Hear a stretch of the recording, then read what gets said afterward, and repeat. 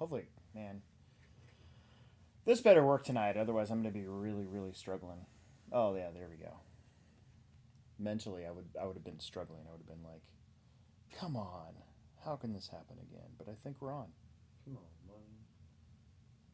Maybe.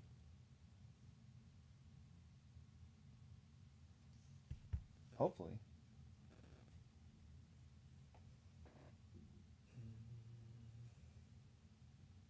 Not again. Did you? I didn't touch anything. Did you go down to the computer? Did you shut everything off? I think so. Yeah. Oh, there we go. I closed the OBS tab. Should be going. Took it a minute. Make sure my audio sounds good too. I'd be frustrated with that. I'm making like, I don't know, 10 cents right now. Oh god, it's loud. Why did I do that way? This better work tonight, otherwise I'm going to be really struggling. Oh, yeah. Mentally, I would have been struggling. Sounds good. Come on. How can this happen? Excellent.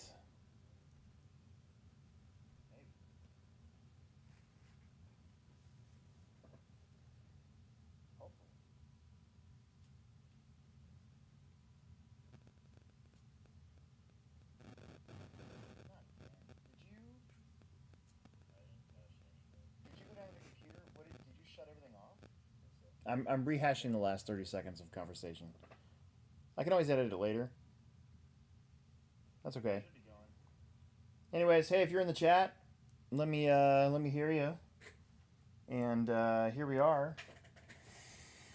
As you can see, Emerson over there is joining us for a little while tonight because he has got a brand new buggy that we bought today for his 2024, maybe and beyond, we don't know, dirt campaign, I guess is what we're going to call it. So he's got a brand new Xray XB2 2024 dirt version, and he just started going in on it. I've got the B7 here, and I got it on Friday, and I've been waiting all weekend to finally have a crack at it. And I ran a race for RC Pit Stop in Newton, Kansas, their winter classic, and it went really, really well. And probably one of the best layouts that they've ever had there. And it's a really good carpet track, and those guys are really lucky to have that place because it's located really easy off the interstate. It's clean. The carpet has lots of grip, and I don't know. There's just pretty much nothing but good stuff to say about that. So I love going down there, being able to be the race director for that place when they've held. I've done all 4 of their big races now. So yeah, it's really good stuff. Oops, I forgot. And but I'm back home now, and of course I always have Mondays off. So most of the time I have Mondays off, and get to sit here with you guys. So we get to dive in and see if we can put together maybe half a car tonight.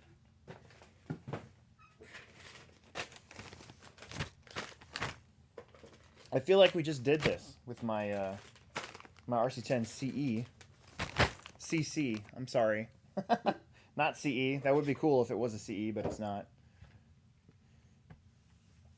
Steve RC wants to know Xray. So the Plex is going to start stocking more and more Xray.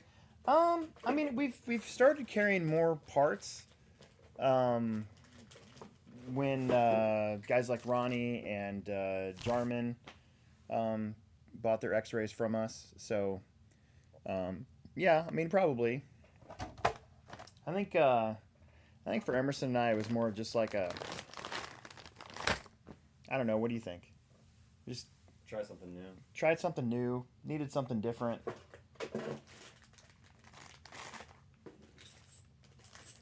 Looking for bag 1.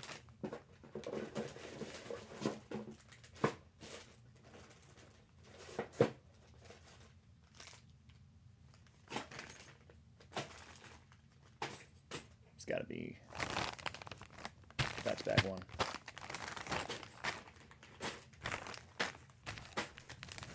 Hardest RC on here. That's Chris, I think, right? Let's get the instruction manual open. I acquired a couple new cars just in the last month or so that I wanted to show you guys too. I don't think I got a chance to show you guys the last couple after hours that we've done.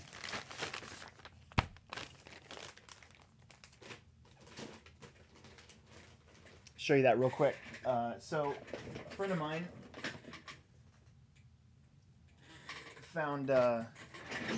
discovered a Team Associated B2 for me, and the thing is I think it's actually been converted to a B3, but it did definitely have the B2 front shock tower on it. So I think I can get the parts maybe and make it a B2 for sure.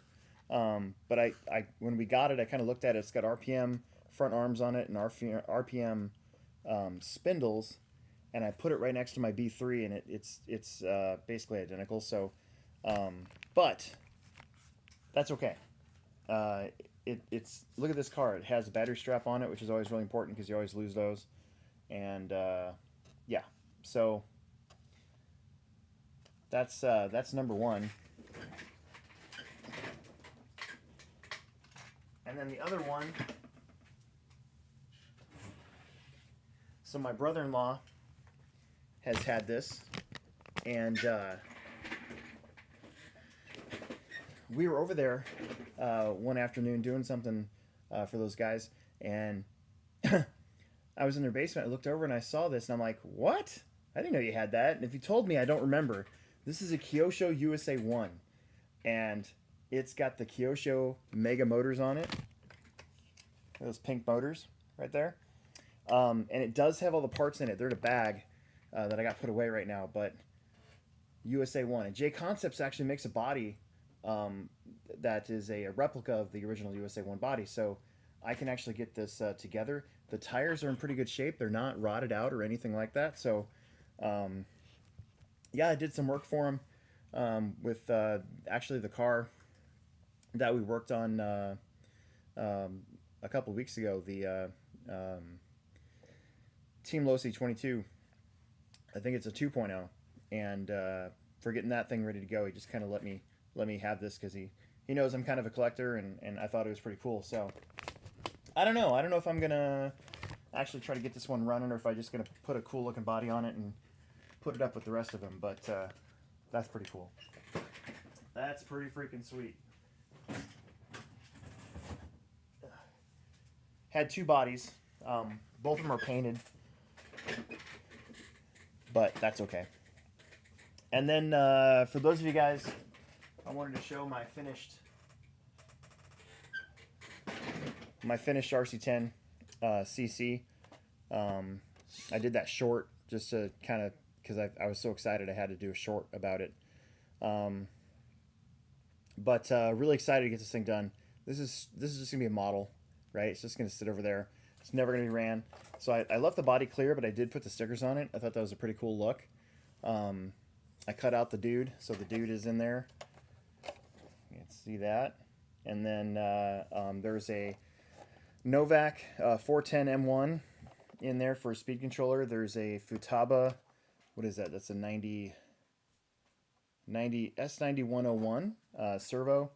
And then I had a, it's kind of hard to see just because the motor cover, but that's a Reedy, pretty sure that's a Reedy stock motor back there. It's a, actually it could be an Outlaw. I think it's a Reedy Outlaw motor. But either way, so kind of like era appropriate electronics to go with it, and I was pretty happy with how it turned out. And I don't know, I was yeah, it's pretty sick. It's a good, it's gonna have a nice comfy spot up here on the shelf, and like I said, I'm never plan on actually running that car, so.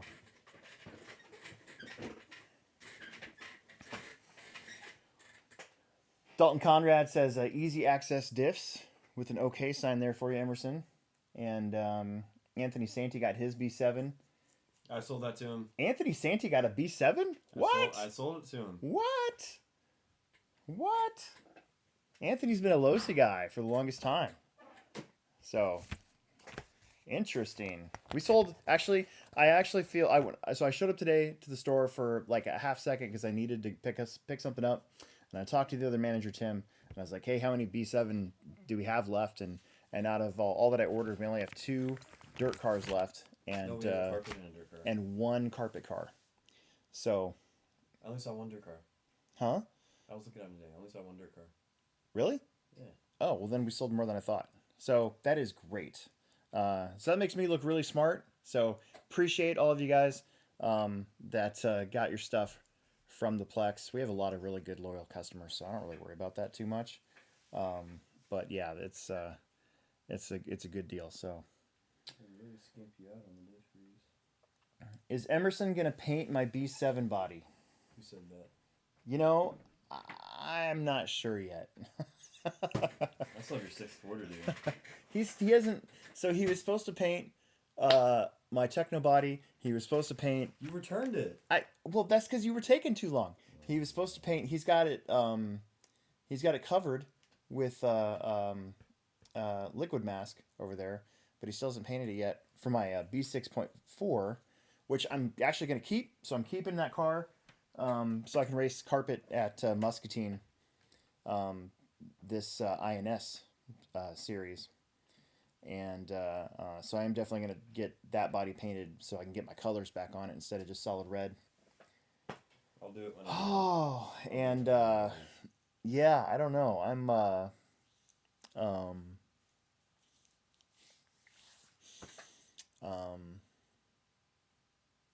I lost track of what I was going to say, but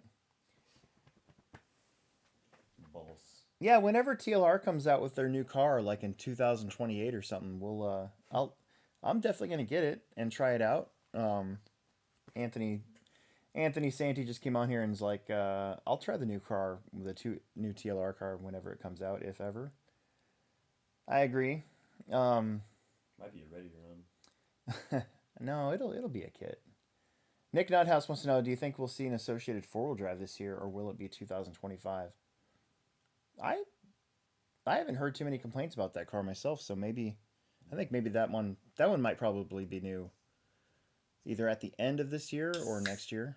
That seems to be the rotation. They come out with a 2-wheel drive, then a little ways down the road it's a 4-wheeler with kind of the trucks kind of stuck in between that. But I don't know. I could ask. I doubt they tell me. Jerry Doherty, do you still get 1 free race day with a kit? No.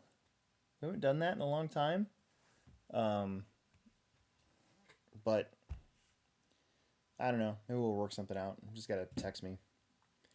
Hobbytown's been doing a lot of coupon through email lately. So hopefully when you bought your car, put your email in there and you get sent a coupon. Usually they're worth lately they've been worth like $20. So that would be your free race entry. Okay, haven't even done anything lit. We're in bag 1. Let's get started. It looks like just like the previous versions of their buggies, you start with the steering rack and stuff first.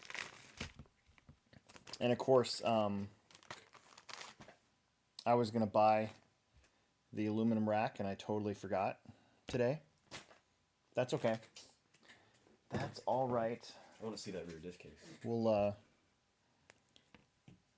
replace it when the time is right. Dirt season hasn't even officially started yet, right? So I need my sprue cutters.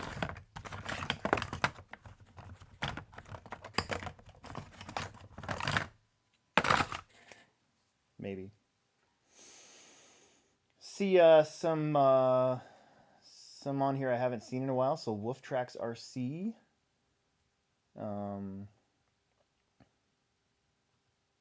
Klein Race Car Design. Is that Jason? Man, they really skimped you out on this diff grease. Do you need diff grease? No. Is it in a tube? Yeah. Well, at least it's in a tube.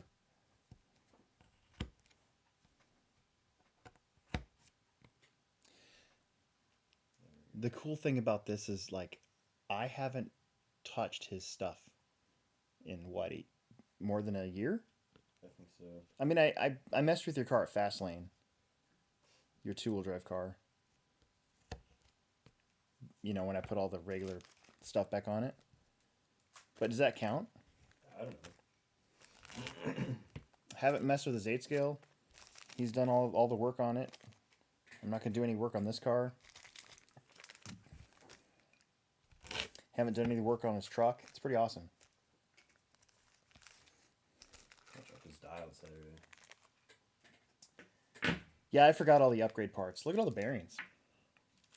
You get all the bearings, it looks like, in one shot right at the start of the kit. That's new.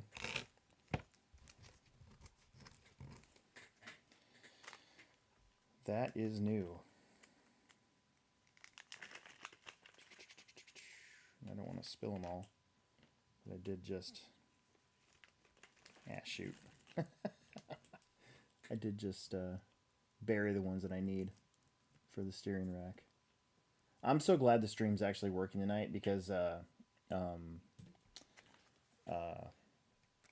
a minute there it was all black on my side and I was like, not again, because I even had him go down and make sure that the stream wasn't left on, because that's what happened a couple weeks ago. Was the stream was left on, but the YouTube portal was shut down, so it was trying to connect to the stuff at the store while I was also trying to connect to everything here. So luckily we didn't have to do that.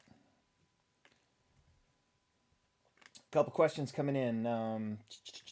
What upgrade parts did I get? I haven't got anything yet. And then this goes along with Anthony Santi's question. He just dropped, what upgrades are highly recommended for the B7? So what I like to do on pretty much all my cars is get the aluminum steering rack, because nothing's worse than breaking that thing, especially in the middle of a race. And then the front bulkhead, I like to make sure I have the aluminum version of that one. And honestly, I think that's about it. The Kashima shocks are nice. I don't necessarily think they're necessity type stuff, but they're smoother. So that's one of the more expensive upgrades to get for that. So yeah. What's the purpose of the carbon side rails and arms? So the carbon arms just basically Stiffer, right? stiffen the car up a little bit and make it more responsive. So like for my car up there, when I went to carpet, I probably could have put carbon arms on the back too, but I didn't. I put carbon arms on the front. I left the rear ends, the regular plastic, and just made the steering feel better, I guess. I've actually had the carbon front arms even on the dirt. I liked it that way. Same thing for the side rails. So the side rails will take away a little bit of flex, and that, I mean, it should take away. It should take away traction, right? Because the car is not allowed to flex as much. So probably better for carpet, I would think, or for super high grip surfaces. Yeah. Oh yeah. Makes sense to me. Dial. I saw a question up here. Where's it at? Chris Hardison wants to know, any drag racing going on? There will be. So there's a place in Council Bluffs, Iowa, and the last couple of years now they've done Wednesday night drag racing, and it's a little bit different. They're not going by the actual like sanctioned drag rules, I guess. Their thing is pure street, like, so they don't allow any prep. They were letting people get away with it for a little while, and I don't think they liked the starting getting all greasy and stuff. So there's no prep period allowed. And the last time I was there was best 2 out of 3. When was the last when you went there more than I did, right? It was still 2 out of 3 usually. Yeah, normally. Then they were changing some stuff up too. They were doing like they were having like a team night where they one time they did like a Omaha versus Council Bluffs thing. Yeah, that's pretty funny. And but of course it's got to be nice out, and it hasn't been nice out. So, but that's coming. I'm sure they're gonna do it again. In the meantime, they have been doing something really cool. They've been racing slot cars on Wednesday nights over there. And I was talking to the guys, and they said that under the bridge, they dug out like kind of like a dirt track. Mm-hmm. They were racing slashes and stuff. They said. And I think they were talking about doing like sand rail type stuff on the dirt, that sort of thing. I think that's gonna be really cool.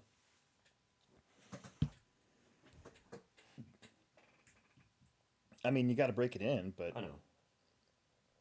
there you go. You don't have any parts left over? That's good. Because I don't know if you remember or not, the first car that I had you try to build on your own, you were missing a bunch of stuff in your diff. Mm-hmm. Mm-hmm. Mm-hmm. But not anymore. It's not your first rodeo. 02. What do we got up here? So let's see. Tyler Marg says, how's this been? Will's doing. Love listening to the podcast. Thanks. We'll be doing the podcast next week. I wanted to get in the next techno series before we did our podcast, and that's happening this weekend. Will was racing oval yesterday at the Plex, and in fact I need to check on how he did. You never know, but I know he was TQ because the last time I checked Live RC was on the road coming home, and I'm sure we'll be talking about that. He's kind of a dirt oval guy right now, and I guess there's more little ones in here I got to grab, but that's okay. I think we'll see if he races this year and dirt off road. He's got couple invites to go to a couple big dirt oval races actually, so that's gonna be really cool.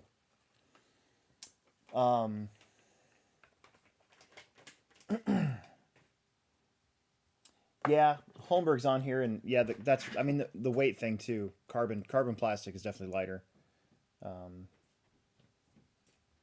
I know at the Worlds, the first couple runs with my two-wheel drive car,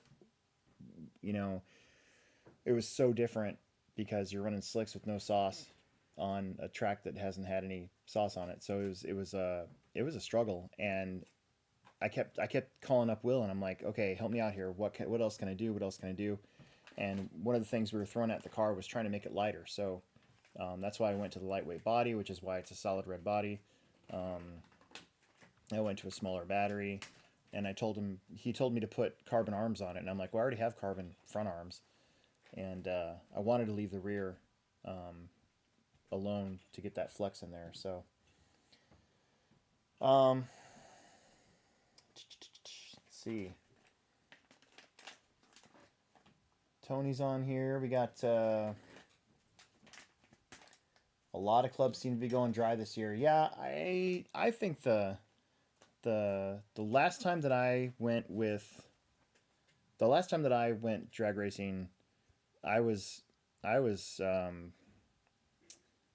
lost because I'm used to applying sauce on there, going up there doing a burnout and stuff, and the way that they were showing me, like Bob Hamilton was showing me what I needed to do. You don't do that at all. You go up there, you got to have your tires totally clean, and then apply that sauce, and you got to wait for it to get that sticky, that, what do you call that?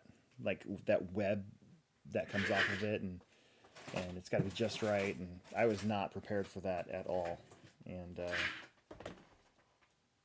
yeah, it was different. I kind of like the pure no prep stuff. It was definitely interesting. Plus at this place you wouldn't want to do it because if your first run would be awesome, but when you go all the way down there, they don't necessarily clean the whole track off. At least it wasn't that way when I was there. So you would pick all that crap up and then come back. And since it's 2 out of 3, your second run would be a disaster because you'd have all that crap on your tires. So I'm gonna use Tom's setup. do it. I think I saw that Chris Brown was on here, and Peter Renault says, I can't wait for the T7 to come out.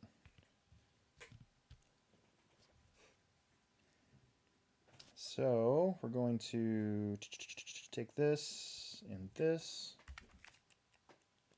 that.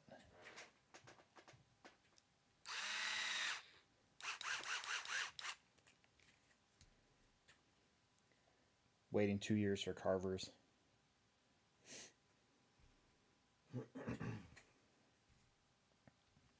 I kind of want to try carvers on the front of my little 16 scale buggy again.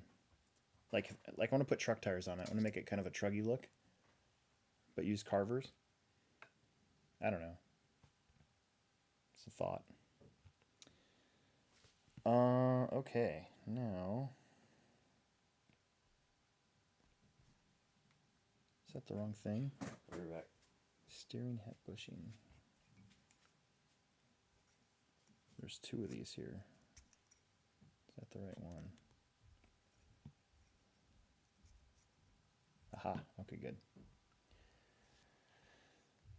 Steve RC says he broke 2 shock towers this weekend. What?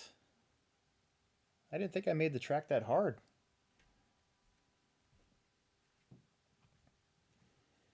Hardison says that he needs to make a trip up there to the Plex and get some track time with his Mini B, B6, etc. They've been shelf queens for a while now. Well, we'll be more than happy to have you, that's for sure. I didn't take my Mini B down to the race I went to this weekend. I thought about it, but figured I'd already distracted running one class when I'm supposed to be running the race, you know. Kind of always feel weird doing that. I'm happy that they let me run something, race something, you know. A lot of places I think that they would prefer you not to almost. But it's kind of like being at home. Like, sometimes I just don't feel like it, but, you know, most of the time I want to race something, you know.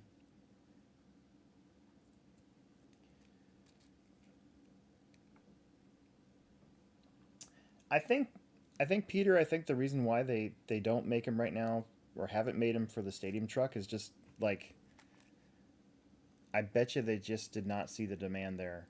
I remember when we were running carvers on both stadium truck and short course, and you know, that was when our track in particular was when we were just starting out, and it was kind of still felt like an outdoor track. You know, we left the garage doors open and let the track, you know, dry out completely, and it got kind of dusty and stuff like that. But I think if you go to not there's that many of them, but I bet you a lot of these, any outdoor track, like if I went to Hobby Haven, I bet you I'd see anybody running a stadium truck running treaded tires in the front. I think we all just got so used to doing it that way. It still looks weird to me sometimes, you know, because I'm used to running ribs.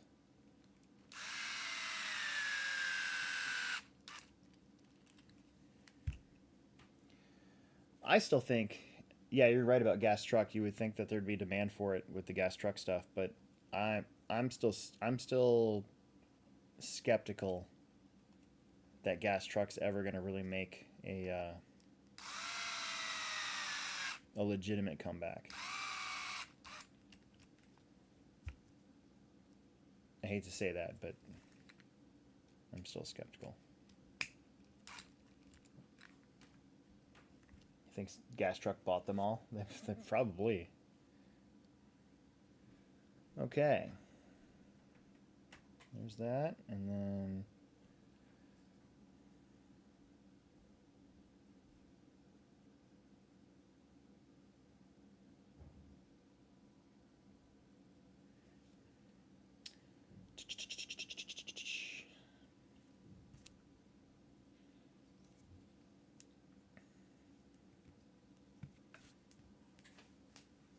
So we've got so we've got a little exclamation point. It says low position bell crank. Bell crank's down. The hat side is on top, and bell crank's up. The hat side is on the bottom, and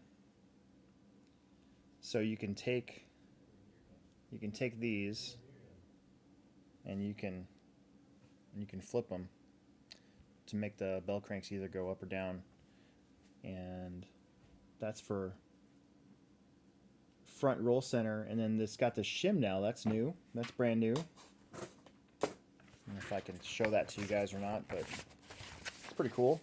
New stuff. Just pointed out to you guys. It's kind of neat.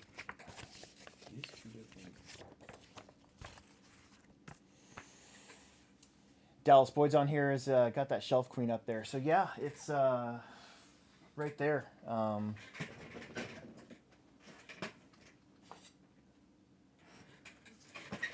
Is Dalton still on here? I don't know.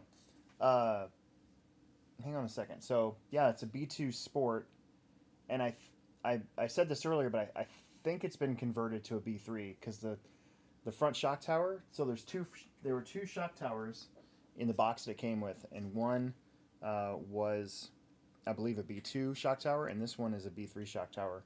I'm gonna investigate some more and see what I need to do, if anything. But it definitely did start out as a B2 Sport, so it's pretty cool, and just another card of the collection. The other neat thing is there were wheels that came with it, the yellow 3-piece wheels, and I have a growing collection of 3-piece wheels now that I can use on my RC10 that I plan on actually getting runnable, so I can go play with the guys at Hobby Haven.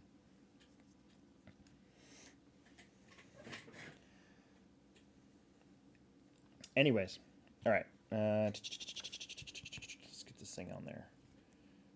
Dalton said long diff case. It comes with two different diff cases. Comes with two different diff cases. Well, the other one was probably more like a stand-up, and the other one would be a lay-down. Well, look right? What it says.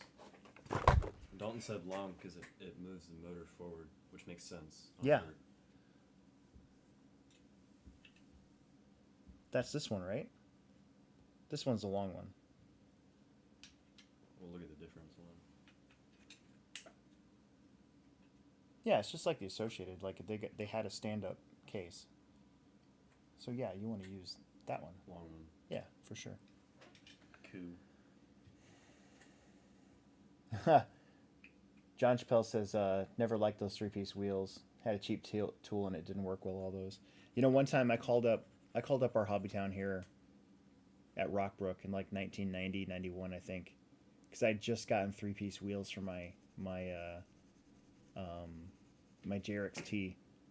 And I remember I asked Shane, actually I'm friends with him on Facebook still. He lives in Kansas City. I remember I asked him, hey, how do I get these to actually go together? And I remember he told me, you just have to press really, really hard. And I could have, now that I've worked at Hobbytown for as long as I have, I can just imagine him getting that phone call from me and hearing what I'm asking and just being there on the phone like Ben Affleck, like this, like So you guys' track open today? You just has to press really, really hard. Like just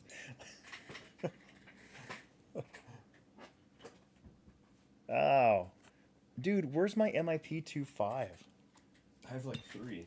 What the heck? Why do you have so many? One of them's mine, you You jerk. have like 3 years. I don't. Yeah, but I don't need them in there. What? I know, but I had Here's that. one. Don't put that in my box. I had them all organized so I wouldn't have to. That's a 2mm. That's a 2? Yes. What's that doing in there? You tell me. I don't put it in know. there. Whatever.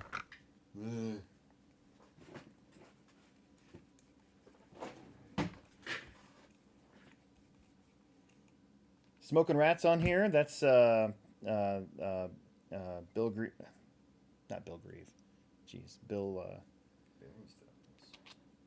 Anyways.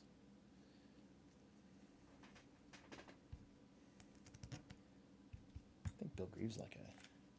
Isn't he like a Hobbytown guy? Huh? I think so. Ow. Oh, shoot.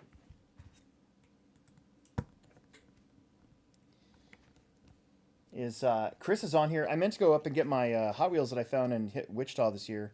Did I say this year? So I went to the Walmart near Wichita. I was in Newton, Kansas. And I found a couple trucks for this weekend, for this Thursday. Why is that not going in there? I'm excited. I don't know. We'll see if I got a fast truck or a fast van for truck night.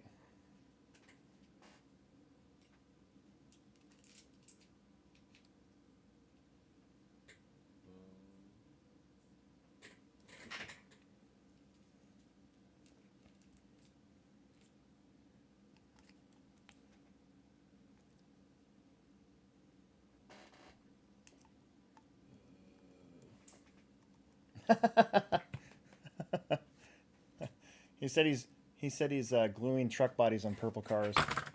That's pretty funny. Interesting. It's got a slight bend to it. Down just a hair.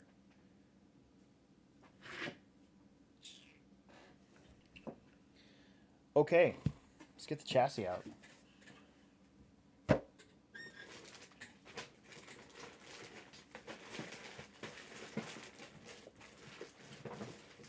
I found a couple Hot Wheels made for track cars that I've never seen before down there too that I bought.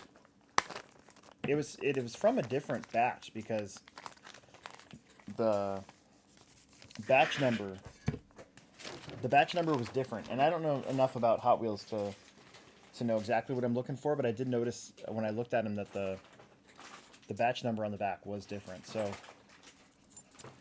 I'm not sure what to think about that, but I'm ready to get those graphited up, and I don't know. There's got to be some car out there that can beat one. There has to be, or that can be at least be on the same level. I should be rebuilding my nitro right now. Yeah, you should.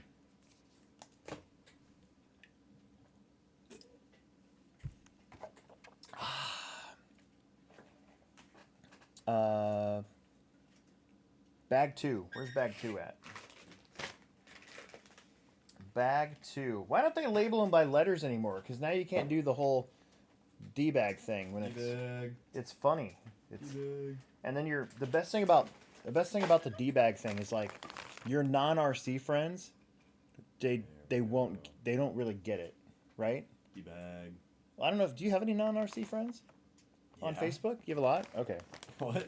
I don't know. It's not like I peruse through your Facebook at all. Or you're not really on. You only use Facebook for RC stuff, though. Yeah.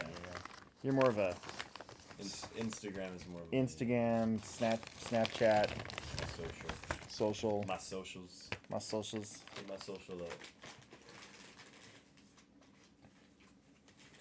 Yeah, they took away the D bag.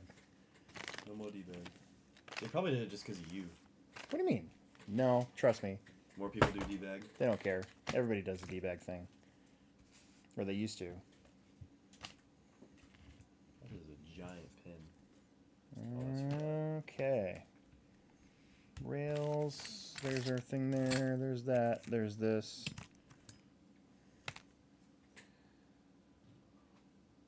there's the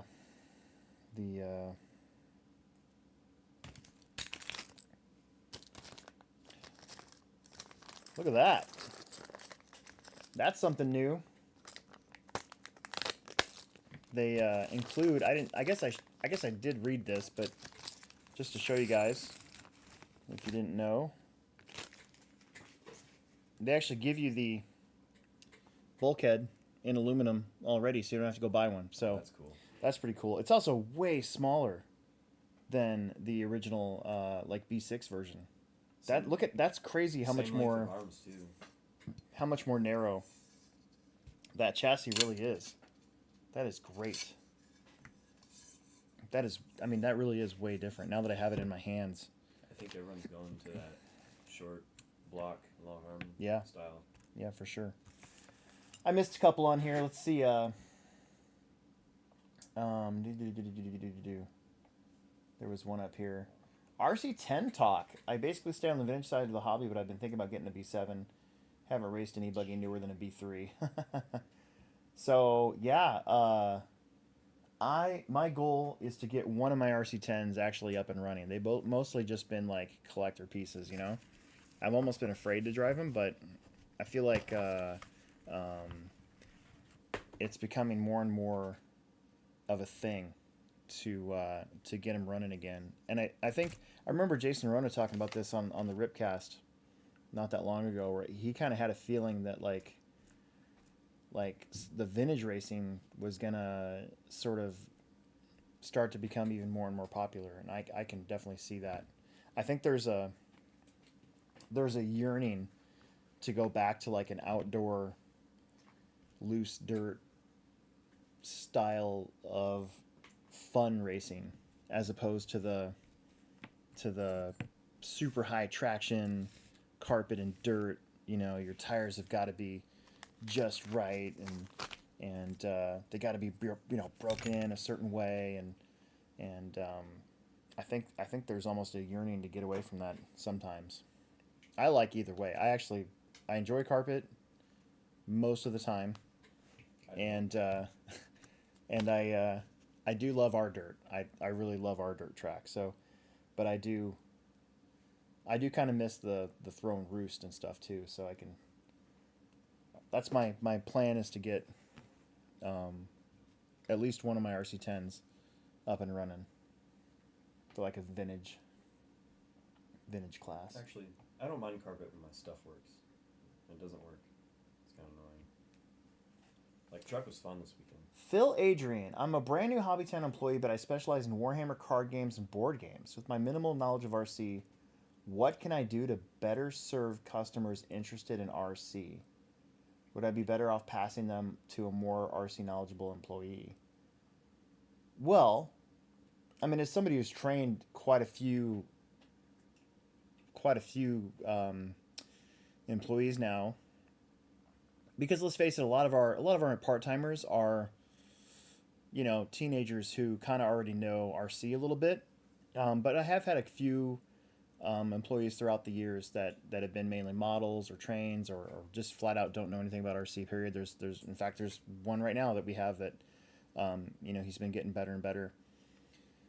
I would say, first off, don't ever try to fake it, because your customers will know if you're trying to fake your knowledge on something. So if you don't know something, I would say something like, I don't know the answer to that, but I will try to find out. And then either you know, go to your, I don't know if your store's got, like ours, it has like a couple different computers with internet access, but I mean, when people need let's say Traxxas, because it's what we sell the most of, right? Even myself, like, I always just go straight to the Traxxas support and I bring up the exploded view on whatever car that they're asking about, so that they can either point at what they want, or that you have at least a base of what car they're looking for, and you can try to figure it out together. And then if you do have, you know, if you've got a more knowledgeable employee there with you, I would say there's nothing wrong with saying, I don't know that question, the answer to that question, but I will get, whoever over here to answer that for you, and then just stay with them and just kind of shadow them so you can kind of learn the lingo and learn the basics. Because I'd say a majority of the people that'll come in, it's mostly easy stuff, right? It's like spur gears and caster blocks and front A arms or rear A arms and stuff like that. The real difficult ones. A lot of times even guys like us, we're a mostly RC oriented store. I'd say even guys like us honestly wouldn't be able to help them. I had a customer come in recently with like a Duratrex car that's been, discontinued for like 12 years. I mean, what are you going to do? And I can identify that right away and just be like, well, you've got a car here that's hasn't been made in a decade. I don't, there's not much we can do for you. Somebody like you, though, if you don't know what you're looking at, you might say, I'm not sure, or let me go find somebody who can help you, and then just stick around so that the next time somebody comes in like that with a more difficult one, you might have a better idea. So I think just try to learn the lingo. That's the hardest part. So and then don't fake it. Like if you don't know something, just say, there's nothing wrong with saying, I don't know that, but don't be that stereotypical bad hobby shop person who's like, I don't know that, and then just walk away and don't help them. Be the one that's like, I don't know the answer to that question, but I will find out, or I will get somebody that knows more than I do to help you. Especially and then don't fake it and then give them the wrong part. Yeah. So that's the biggest thing. New employees in the past have they've almost been it's almost human nature to make it seem, I don't know. It'd be the same way if somebody asked me personally a question about Magic the Gathering. No idea. So whenever that comes in, I know enough to be dangerous to, like, sell people packs of cards, but when it comes to individual cards and stuff like that, like, we don't even deal with that. I wouldn't even know where to begin. But if I worked at the Lincoln store, I think I would have to learn a little bit. So I would have to say, I don't know the answer to that question, but Dan over there is a genius when it comes to this stuff. And then I'll take them over there, and then I'll just kind of listen and get an understanding for it, Anyways, that's a long question, and we've only built one part of the car.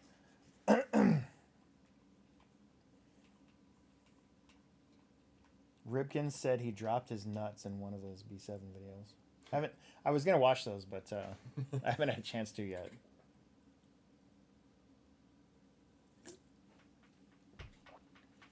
Dropped his nuts. Fan Phil says there's a dude here at SDRC that rips his RC10. I bet, dude. So, dude, the Hobby Action Vintage Classics. I bet you my graphite car. Like, I'm trying to decide which car I'm gonna make run again, and it's either the Gold Tub or my graphite car, and I bet you that thing would handle really good. Doesn't Hobby Action and Hoosier do vintage stuff? I'm not sure. I don't know about Hoosier, but where am I at? What am I doing? Where's our thingy? I got to open up more shocks.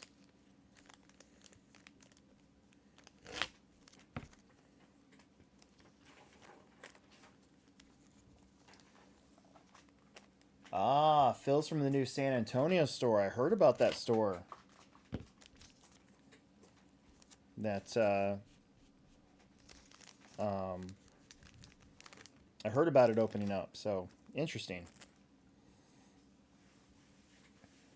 Yeah, what's funny is I'm in charge of all the gaming ordering at our store at the Plex. Because when we got new ownership a couple years ago, that was one of the things he wanted to.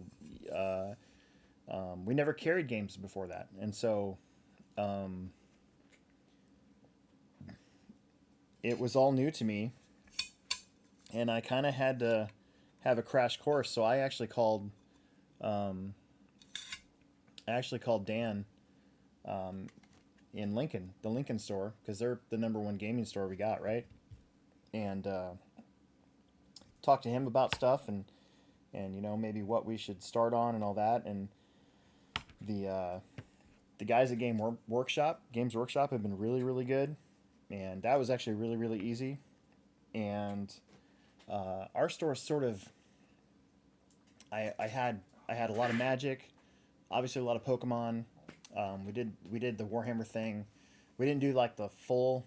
They had a couple of different tiers. We did like the middle tier, and then I brought in other paint because we had a lot of people asking for paint. And I've kind of stayed up on the D&D WizKids figurines, and it's kind of became kind of obvious over the last year and a half now that Magic's not for us. Like, we just don't sell any. And so I've slowly been, we actually put it all on sale, and I've slowly been letting that dwindle down. But our other store has actually been selling more of it. So when we get to a certain point, I'm going to only bring in a couple of the new boosters and stuff. And then what am I trying to say? But we're definitely have, it looks like it to me, it looks like we have a decent like D&D clientele, and we do really good in Warhammer. Both stores do, which I was really happy about. And yeah, dude, that's gonna be cool. That's gonna be a lot of fun. I bet you're gonna have a lot of fun. Okay, that is, what screws are those? Those are the 14s, which would be these. We'll make sure we don't lose that.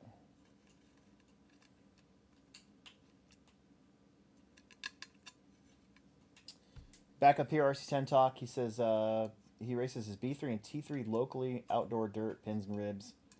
But he does enjoy the higher bite, slick tire tracks. And there's a lot more vintage events.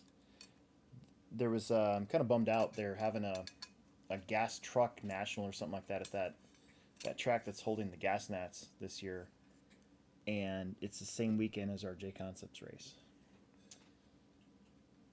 It would have been a cool trip because I like driving through the mountains, and it's in Idaho, and that would have been a cool road trip, but unfortunately it's the same weekend as our, what am I doing wrong here? Or am I just making this more difficult than it needs to be? Can I ask you what you think about this? What do I think about what? There's a hole for a pin to slide through here, but it doesn't say to put a pin in there. It just says to put that thing in there. But I don't think it would matter because this is it's keyed. Oval. Nope. So, yeah, you don't need it. Okay. I bet you the pin is for like a locked. Locked. Yeah, something locked. I bet you that's what that's for. Let's see. See, Bill says, Magic the Gathering, just get yourself a Black Lotus. I have no idea what that is. I'm so sorry. I don't know. Oh, okay. He says he's not being serious. I still don't know what it is, though. Andrew said to get the 72 tooth spur. Right. But I'll just put it together for now. Because you can move the... That'll move the... Actually, that'd move the motor back a little bit. Well, it'll just be better for stock. Oh. Oh, for stock. Well, yeah. Durr.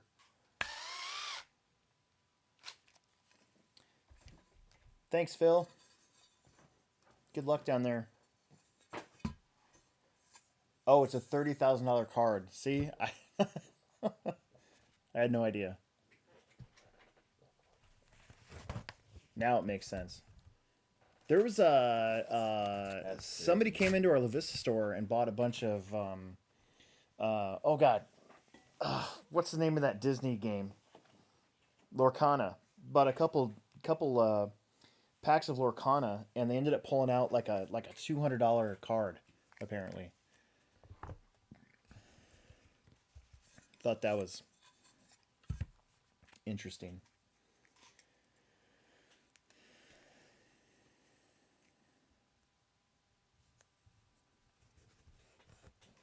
Josh McMullen's on here. Josh just got a bunch of new cars. Got a deal.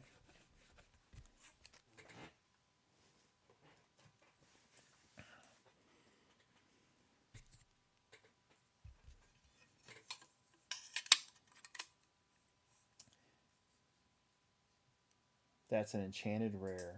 Yeah, we kind of got onto Lorcana a little late, but now that we've got everything, again, our South store does more gaming stuff than we do. But both stores have done pretty good. But the South store in general, I was told that the other day. So I don't know. More power to them.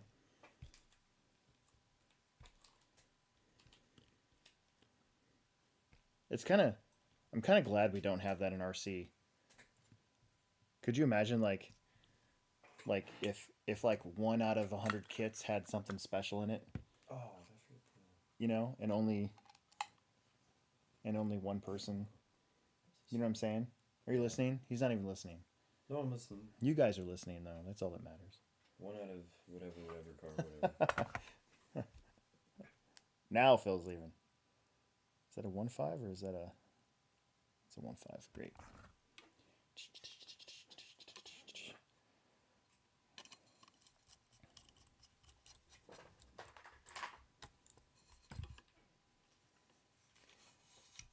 Did I ever go to Dragon's Lair in Omaha? Actually, I did. When Emerson did too when he was into Pokemon. And I have been a patron of Dragon's Lair since the 80s. But mostly for comics, not for gaming stuff.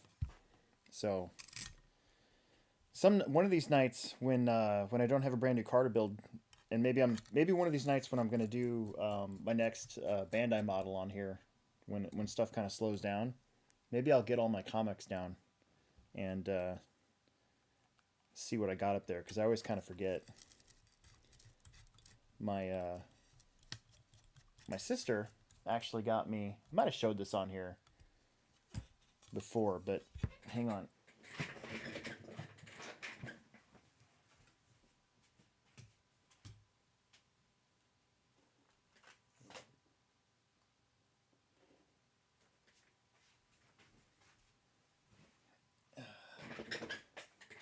So I'm pretty sure. So it's a Wolverine #1, and it's signed. I think it's Chris Claremont. I think I might have to ask my sister again if she remembers, but I don't want to take it out. But yeah, so I thought that was pretty cool. She got it at some comic convention in Orlando, Florida, many years ago, and they were thinking of me when they got it. So my sister and I tend to give each other cool gifts like that.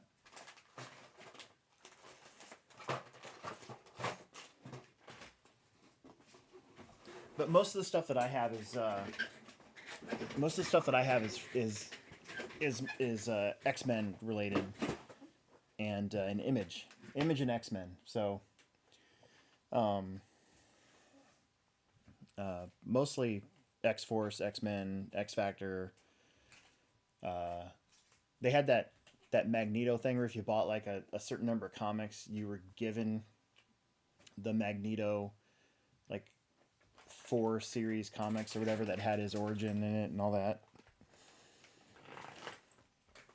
I don't know.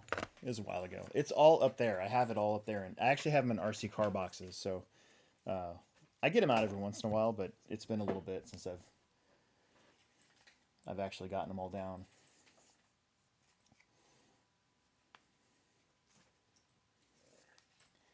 Dragon's Lair is now in that same area at 90th and Blondo, but it's on the other side. There's a Little Caesars there, and they're right down from that. It's actually way nicer. So they, after the fire, because their original place burned down, they went to the one on 90 that you're thinking of, and then they moved from there to the other place across the street from it a couple years ago, at least 3 or 4 years ago now. And yeah, they're still there, plugging away on. This thing comes with a whole bunch of different stuff.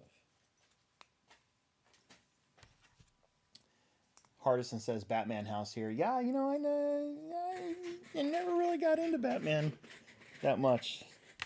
I don't know what the deal. I think there's something about X-Men that always appealed to me. And its name was Psylocke. That's actually that's probably why.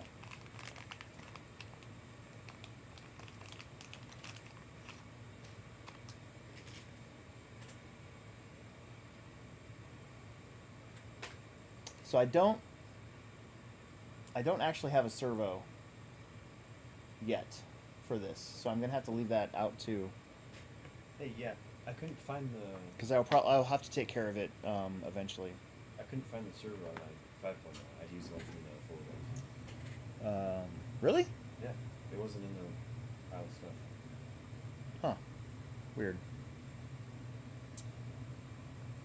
All right, where are we at here? Bunch of 3x8s. And we need to take these little guys.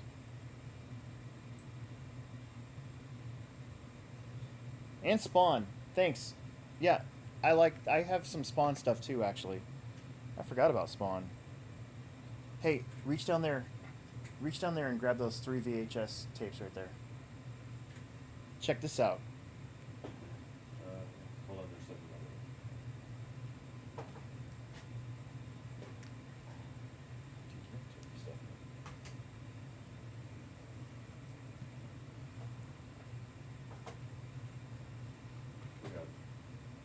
it. Yeah, don't drop them.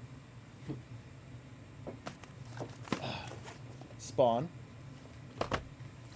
Spawn 2. And the crappy... Is this the crappy one?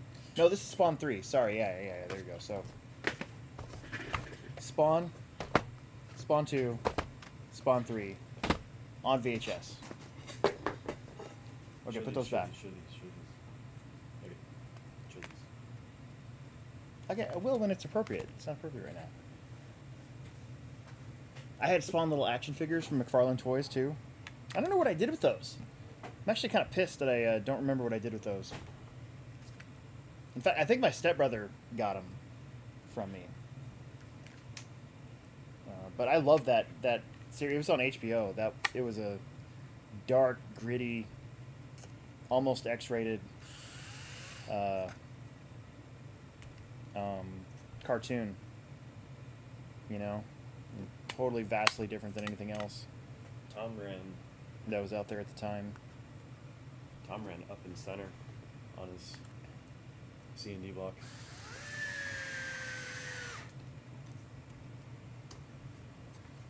But if I had to pick one favorite comic book character, man, that's hard. That's hard because I was Cable for Halloween one year. I really liked Cable's story.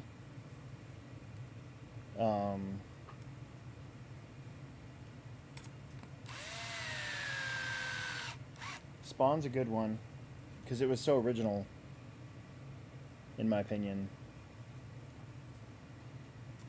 Kind of, I think Spider-Man's probably one of the better characters for withstanding the test of time, and he's got that dual identity thing going, and I don't know. He's bipolar. No, he's not bipolar. It's like Superman. So there's a, I don't know if you ever seen Mallrats, but they kind of had this discussion about I think it's from Mallrats, right? Isn't it from Mallrats where they were talking about superheroes and how Superman was the greatest superhero or whatever. Is that where I'm getting that from? I know it's a Kevin Smith thing, so I think it was from that movie. But Spider-Man's kind of the same way. Sort of. I mean, he's not an alien or anything, but he does have like dual identities, and he's, you know, to protect the people that he loves and all that stuff. And I don't know. It's just... That's a tough one. Is John Leguizamo better in Super Mario or Spawn movie? Spawn movie, definitely. Definitely Spawn movie. Yeah.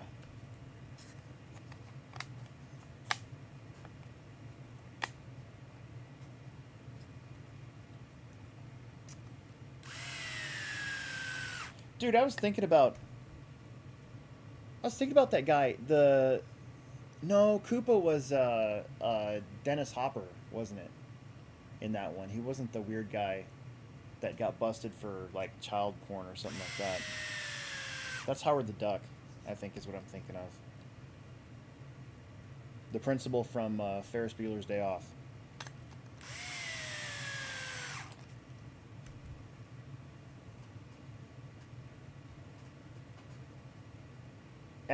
Noah Hicklin says, "Yo, Emerson, how are you and that girl from Sick?" I heard about this. No, you didn't. Yes, I did. I heard about this from down there in Newton. Oh God, I can't remember his name now, but they were telling me about this, and this is the first thing. That's the first time I had heard about it. So, yeah, share. I want to know. No, it's okay. Why not? Who was it? Doesn't matter. I mean, this is going to be on YouTube for all to hear. Exactly. I'll tell you later. Okay. That's fine.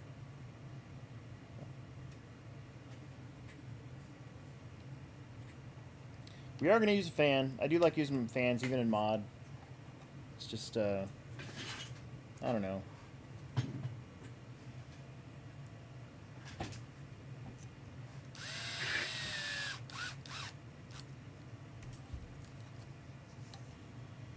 Okay, that's in there, that's in there. I think I'm going to leave the servo stuff.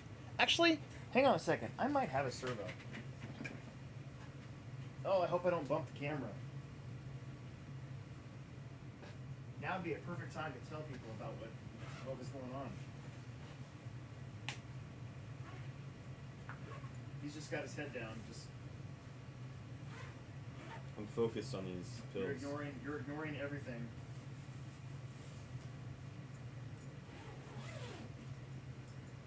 Andrew and Dalton are telling me two different things to so.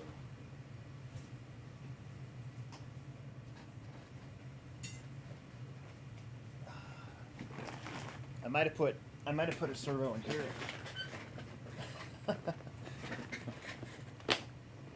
Is that what I did with it? What did I do with it? Oh, there's a servo in there. Cha-ching. Is it mine? Nope. Are you sure? Yep, it's the one I took out at the Worlds. So I'm gonna risk it for the biscuit and say that it was just a fluke, because I did take it out because I started missing laps every once in a while at Worlds, and I'm like, something's got to be happening. And I kind of thought I had narrowed it down to my servo. And so I actually took it out, because it is actually, I think it's probably a good 2 years old, maybe.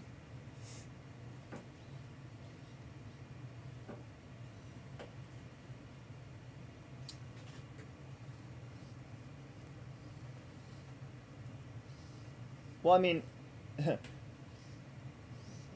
Smoking Rat says, "Is that mine?" Nope, good answer. I mean, technically, nothing is his over here.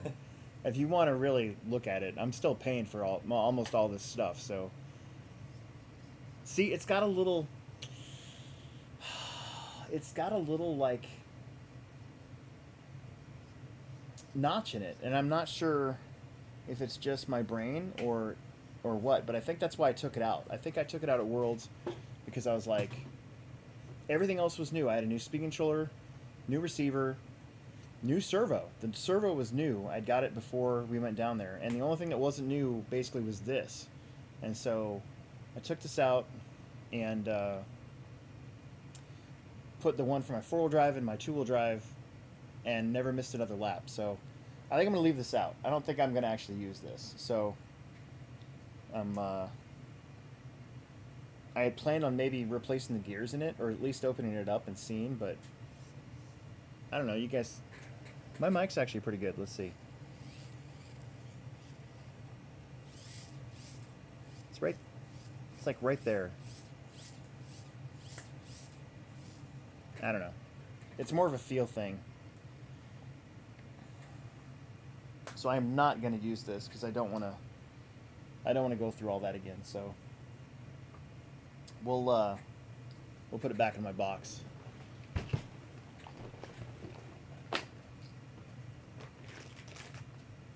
And I'll save it for another day.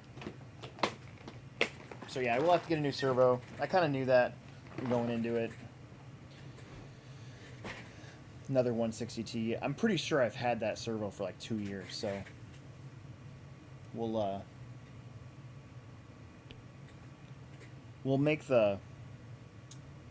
build our steering link here and keep this thing going.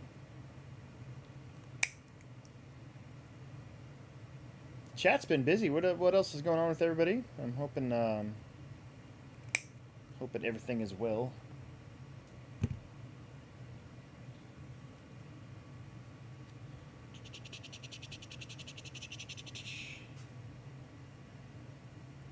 $1mm washer.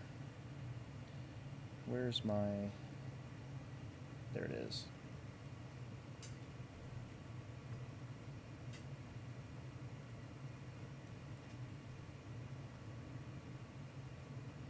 Actually,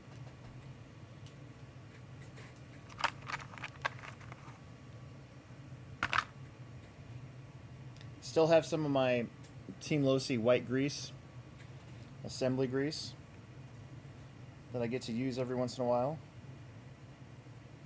It's still in a bottle instead of a I don't know, what do you call those, disc container? Those annoying disc containers that they make us use now. I'll grab it with that. Ah, here we go, spacers. Oh shit, there we go.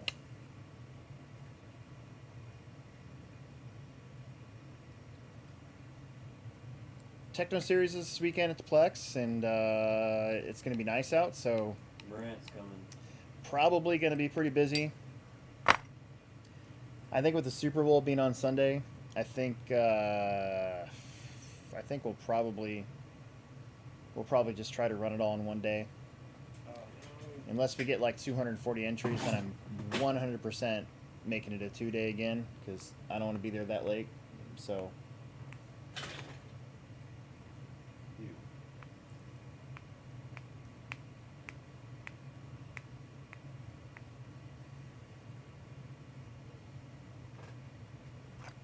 Smoking Rat on here says he's doing good overall. Got switched from 3-month hospital checkups to 6-month intervals, so that's good. That's always good.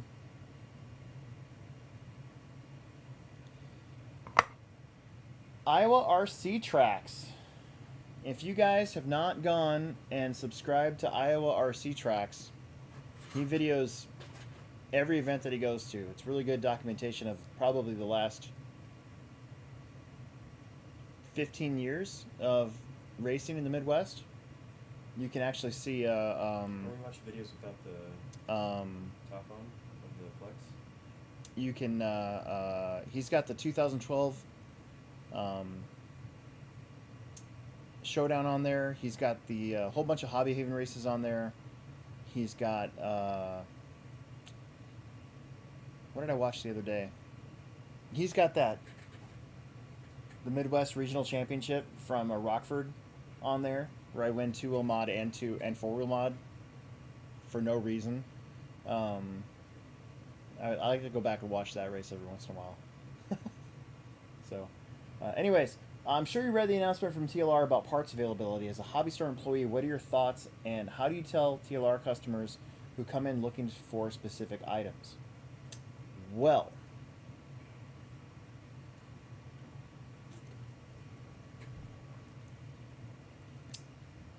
so far, we still have a lot of stuff in stock because when COVID was going on, we overbought a lot of stuff because we were so afraid of running out, that we actually probably had too much stuff. So, I haven't looked since last week, but we still had front arms at the store. So, Don't tell people that. I do tell people like the differences between the TLR car and you know anybody else's car when we're trying to explain two-wheel drive to people. You know, you got to be honest with them. You got to say, at the moment, we're having kind of a supply problem with this specific car, and then let them decide. You know, what's best for them.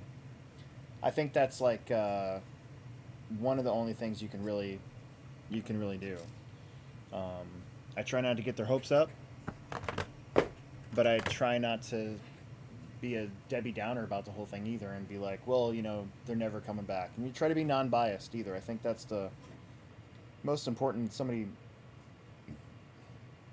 most important thing somebody like me and somebody like our store can do is just try to be non-biased, and you just give clear differences, contrast what people are looking for, and go from there. Because I think eventually, I think eventually their ship will get righted again. But I think that the stuff that's gone on at Horizon with the computer switchover and all that has just been bad. There's no other way around that. So, but I do feel like I think it'll get better. And I think there's enough I think there's enough people that like the TLR cars, where it's not like I think you're going to see a lot of people switch right now just out of necessity, because if they break stuff, they want to be able to get parts for it. But I think when like a new car comes out, I think you'll see people like me. I mean, I'll buy a new car when it comes out, you know, and hopefully they won't run out of parts.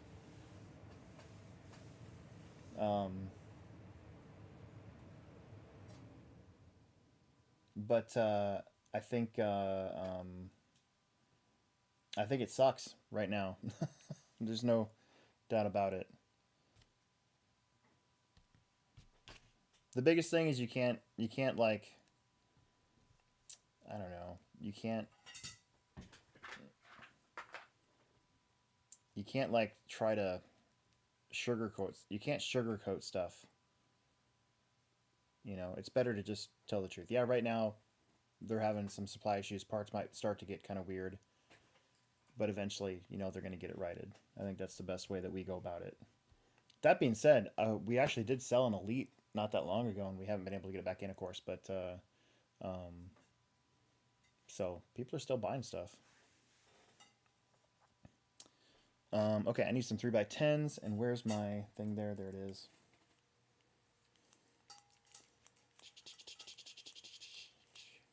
First part on the chassis. And honestly, it's not like it's a new thing. Like front bulkheads for the 22X4, they were scarce for a little while there, like last year, not even this winter, last winter. So it's just stuff that happens. I don't know. It's just kind of part of the gist, I guess. What was I doing? That's what I was doing. Big Dude says, didn't get his clear buggy yet, or VRD. Okay, so I did hear from Team Associated, and we're thinking that by the end of this month, our next shipment, because we have a bunch on, we have quite a few clear cars on back order. By the end of this month, we should see them again. So I think if you've been waiting for a clear kit, if you missed the first batch, you're not out of luck. They are still going to make them. That was my biggest worry, because we've got two on, like, I think we got 2 cars on pre-order still that haven't been filled yet. So, and that was after I bought mine. So I don't, it's not necessarily the fact that it's not like I took one. That was pre-ordered. Mine was pre-ordered technically. So, so those will be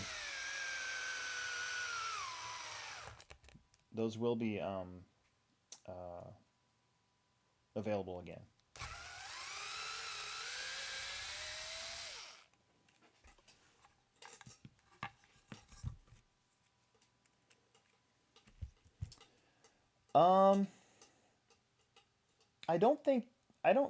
I wouldn't necessarily call it an issue.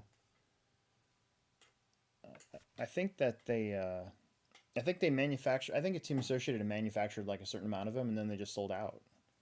And they had it just took time to get the next batch. So there are a few places where I've seen they physically have one. I thought I saw a picture from Bad Fast Hobbies that they had one on the shelf, which shocked me. I forgot to put these screws in there. I'm just going to put them in there so I don't lose them. Where can I read the announcement? Chris Brown Marketing. If you go to the TLR, the official TLR Facebook page, I'm pretty sure the announcement's up there. Yeah, it is. It's just like to me, it was just like a cover your butt. Hey guys, yeah, we know parts are scarce right now, but we're working on it sort of thing. So Wendigo Joe says he's got 4 TLR 22 buggies. Didn't know there was a parts shortage. I mean, if you don't break stuff, I guess you don't have to worry about it. You know. Another one up here. Do you ever race with Mark Santa Maria? Not yet. Not in person. I was expecting to see him at yeah, SICK. I think he was thinking that he was going to see him at SICK, but he wasn't there. So not yet. RC's a relatively small world there, so I probably will eventually. Like, we had Ryan Harris up at our track a couple years ago. That was pretty cool. That was pretty awesome. And he's back going again. That'd be cool to have him out again. Yeah, it would.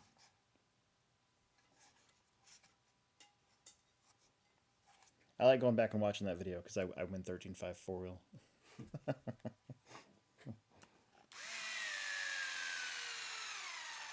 TLR Camp, what on-road car is that over your right shoulder? Looks familiar. That is a JRX S. Not the Type R either. It's the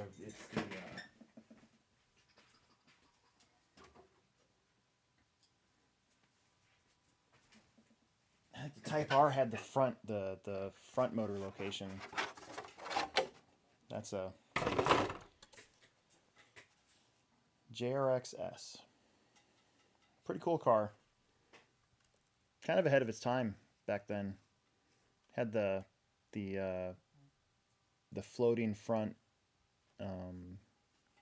CV joints, and this one's got the spool. I think it's a front spool. Is that a diff? Oh, it's a diff. Never mind. That's a diff. Had the tray from underneath. The centrally located battery. And yeah. I'm way too scared to run this one because parts. We were just talking about parts. There's no parts for this car. Hardly anywhere. So this is just another shelf queen. Kind of just one of those. Kind of fell into my lap. One of our racers had it and was gonna race it, and I'm like last year, and I'm like, dude, I gotta find a way to buy that car from him and keep him from racing it, because if he breaks it, it's like, you know. So yeah, and this is my original body I had for this car when it was out. Just another one of the Radiohead sticker. many cars that I have owned throughout the years, and yeah, I just got to get wheels and tires for it to make it kind of look complete, I guess. But for now, I just thought it'd be cool to put my old body on it. I think Boom would do band stickers. That'd be kind of cool.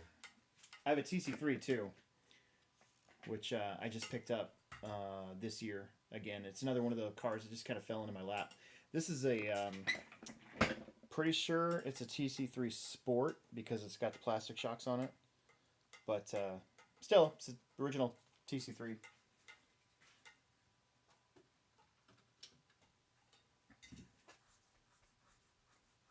And then, where did it go?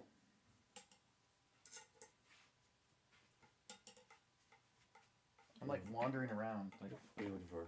My where'd my triple XS go? Am I blind? Oh. Got that too. It's a triple XS graphite edition. And again, probably, well, I can't run this car. The belt's stripped. The belt's just disintegrated. So again, it's another shelf queen, but another car that just kind of. Actually, that one took some finagling to get, because originally that was going to be Tim Ski, our store manager's car, and I kind of had to work on that for a little while. Okay, so we're not going to put the servo in because I don't have one. We'll just keep going though. That'll be an easy thing to put in. So top plate.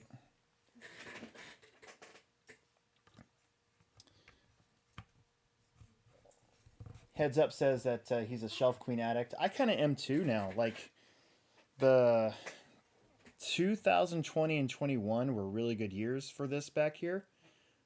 And I was kind of like one of those things that I kind of got addicted to. And there were so many people coming in that were like finding stuff in their garage or their attic because they had nothing else better to do.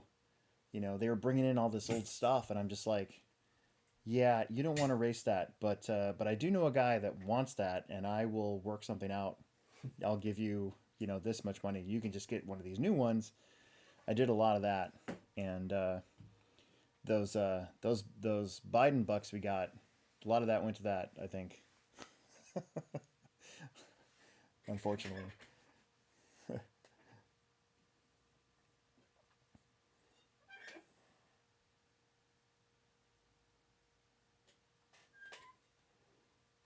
Yeah, I need an RC catalog system to find all my cars. Well, the thing is like, I got to decide which ones I actually want to display or where I want to do it. And I actually need to redo that thing back there too and see if I can find some more room.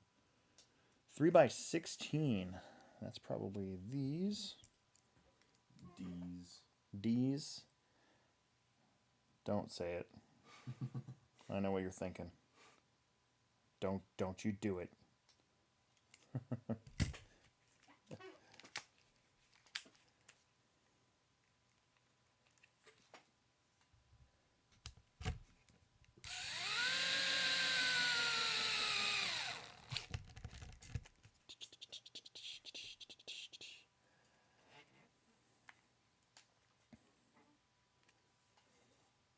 Yeah, Heads Up just commented that he keeps buying kits and throwing them on the shelf, and he's just happy to look at them and not even use them. I'm that way with a few. Gosh darn it, I can't talk tonight. I'm that way with a few things. The Tamiya VBX, that for me is pretty neat little car, and I did put electronics in it, and it does run, so I do actually want to run that one again, kind of like on a loose dirt situation, like at Hobby Haven Des Moines. They've got an outdoor track, and I feel like that's like the perfect spot for it. Although we do have a BMX track not that far away that would be pretty dialed too, to go take that and have some fun on it. They don't like that. But you kind of have to be strategic about when you do that there, because they don't really like RC cars on their BMX track. So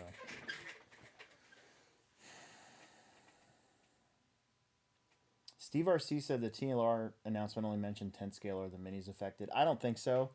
It did take a little while to replenish the TLR tuned parts for the minis, but we got them back in. We've got the shocks back in. I think the sway bars are the only thing we haven't gotten back in from that first batch of parts that we've sold. But other than that, no, it's we've been getting mini parts on a regular basis, so I don't think so.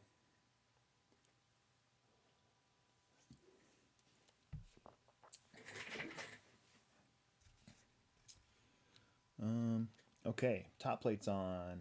Up next are the A-arms. We're slowly making progress. It's honestly kind of hard to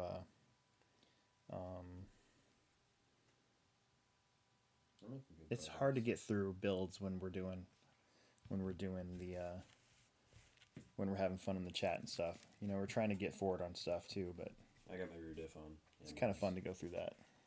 Let me see that. Emerson's made some good progress on the Xray car. I don't know if you guys have ever seen the Xray chassis, but you can certainly see that it's definitely been milled out, and it's silver, kind of that raw silver instead of the kind of that anodized look, I guess. It's interesting to compare a little bit here. I kind of like the look. Definitely different. Yeah. Yeah, the new car. Look how much skinnier the... Yeah. What if that saved the weight? Look at that. And definitely make the C&D block skinnier. Yeah. There you go. Have I tried Baja Kickstart? I didn't even know they had Baja Kickstart. Where have you seen that at? That's new. That sounds like a crime. Baja Kickstart? I have not. They make a strawberry lemon Kickstart that if a place is out of orange and they have that, I'll buy that as a fallback. But I do miss the lime Kickstarts. They made lime, pomegranate, which was interesting. They had those skinnier cans of Kickstart when they first came out. Some of those were okay, but some of them you could tell were pretty artificial. Not that great. So Red 40. Baja Kickstart. I might have to go to. So, point in fact, actually went to Dollar General by our store to look for long Hot Wheels track, and I bought them out of their Hot Wheels track. And then I looked over, and it was just like this case of Kickstart. Clearly, they don't sell a lot of it, but there's tons of it in there, and it was really cold. So, I might make that my secret Kickstart location. So I'll have to look for that. I will definitely look for that. People are saying Team Associated might be introducing a Jam & J Halsey re-release gold pan for 24. That would be epic. I think so. So I actually been talking about this for the last couple after hours shows, especially when we were doing the CC car. I bet you that they do another gold pan. Because it is like another anniversary year. You know, can you believe that? I think that was 10 years ago when they re-released Gold Pan, and I think they only made 500 of them, and we got in 4, and they lasted like a day, and we never got them in again. And then they came out the World's car that same year, and we almost couldn't get rid of them. It was really weird how that worked out. So I bet you they do. I don't have any inside info or anything like that, but I bet you they do. You know what I really hope they do is I would love to see them come out with another 10T, because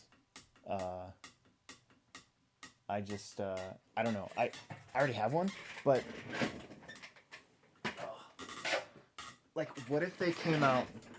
What if they came out with a clear RC10T? I would shit my pants, and I would buy one, and I would build it, and I would put it right next to this guy.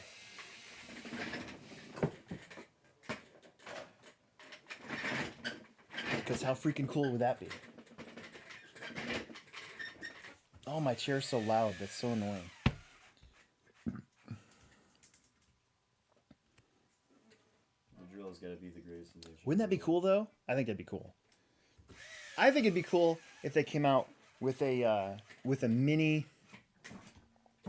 version of a 2-wheel. They need to come out with a 2-wheel to compete with The Mini T. With the Mini B, but And the Mini B. the Mini B's been out like for what, 3 years now, and nothing from anybody else. So probably not going to happen. But wouldn't that be cool? Yeah, associated mini buggy. I'd get That'd it. be so sick. And then the mini scene would just like get all of a sudden just be bigger than it is now. You'd have a classic. So you dropped my mini on the floor. I knew you were going to do that as soon as you walked over there. Yeah, this doesn't count though. But wouldn't it be cool though to have all that stuff? I don't know. It's just like a lot of stuff. Here, put that back up there and don't knock my stuff down on the ground again. God. Iowa RC Tracks, is that red device on the parts box one of those? Yeah, it is. This thing's pretty rad. This is a product endorsement by yours truly. That I've been looking for like a blower to clean off my carpet cars, and of course my dirt cars too, and it works pretty darn good.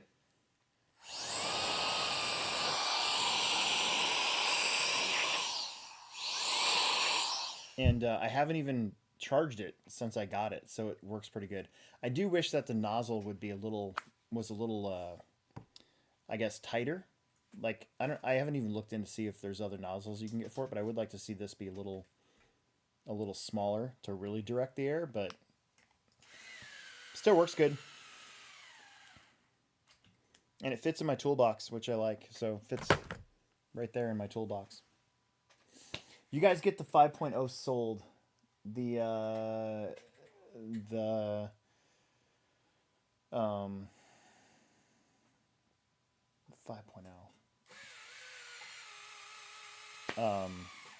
The Losi, the Elite kit we had up there is gone. We still have 2 of the rollers. Still, is that right? You were there today.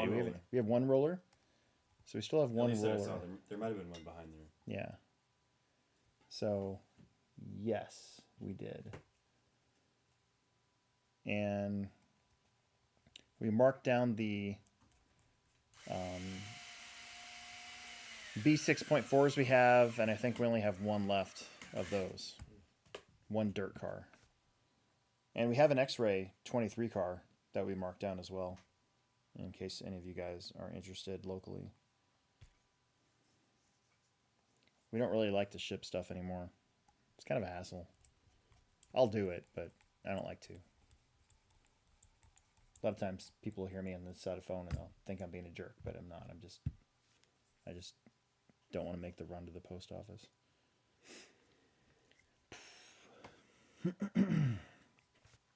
Okay, and then our hinge pins.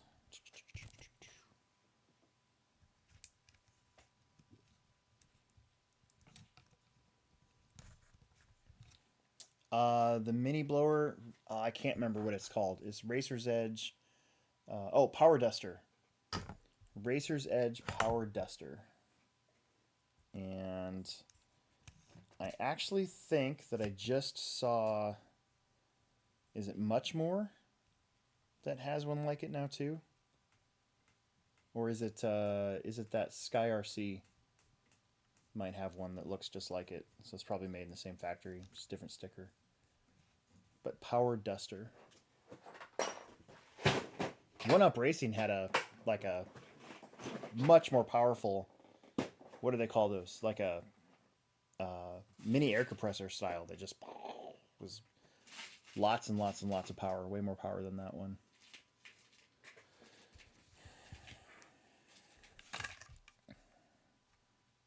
Okay, now here's where they want us to use a little bit of thread lock, which I have some. I thought. Right here. There we go. Dip it in right there. I got it. Thank you. Don't polish the hinge pins. I don't know. I've never polished hinge pins. Should I? I've never polished anything. I don't think I've ever polished anything. Will always yells at me that I should, but I guess I never even thought about it. I don't think I've ever polished a ball set either.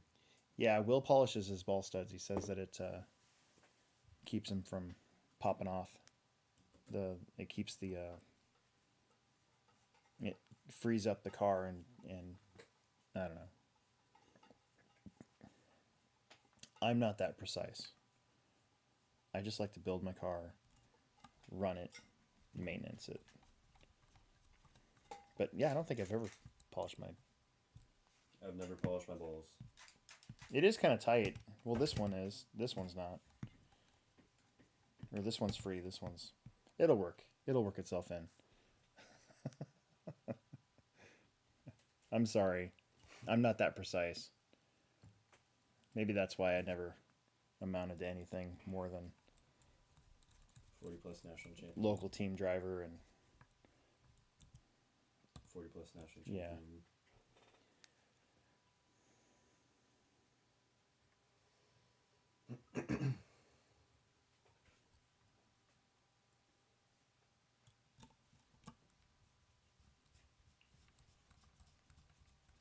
Yeah. Thanks, Iowa RC Tracks. That's Chili Duncan. He said Muchmore has one just like it. So if you don't find the Racer's Edge one, you do the Muchmore. Wonder if there's a price difference. This was $69. So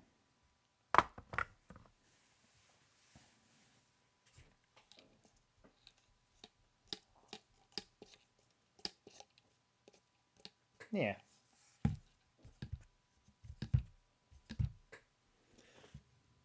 Now let's see. We're flipping pages, folks.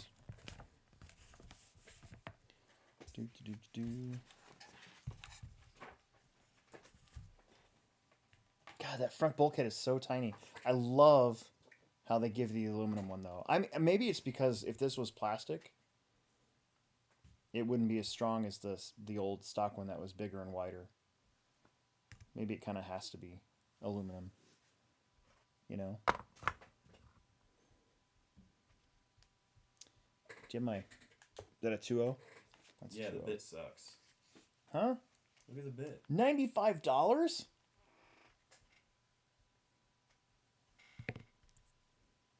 Yeah, try to find the Racer's Edge one. Where would you be able to get Racer's Edge? So Racer's Edge is HRP. I mean, maybe HRP Direct, or the Racer's Edge has got to have a site, right? If you don't have like a local hobby town or whatever.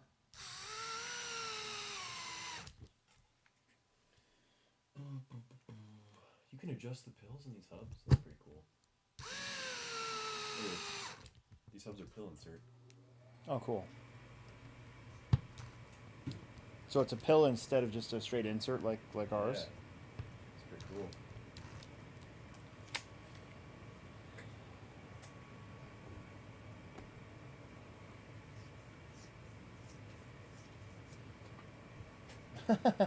Chris says he rain X's the windshields on his Hot Wheels. Doesn't everybody? That's funny. I actually want to do like a one of these after hours Mondays. I want to do like instead of have it be RC, I want to go through all my Hot Wheels and like spray them out and clean them and re-graphite them and just kind of show everybody what I've been doing. Not that I'm that great. I've only won twice out of how many ever weeks we've been doing it now. Yeah, you're doing all that stuff. You're still losing. But I make the semis though. Sometimes. I've made the finals a couple times and gotten beat. I've made I made a bunch of quarterfinals.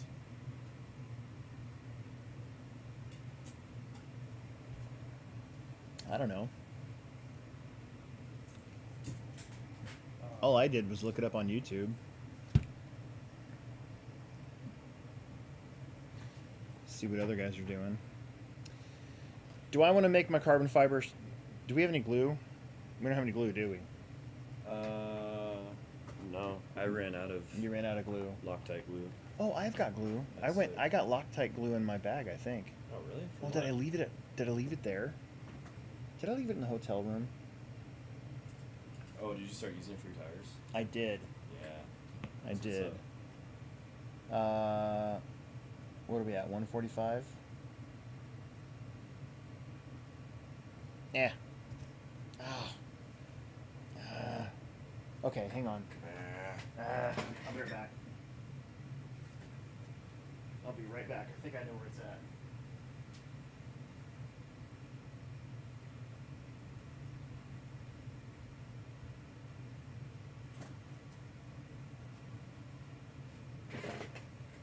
What's up, people?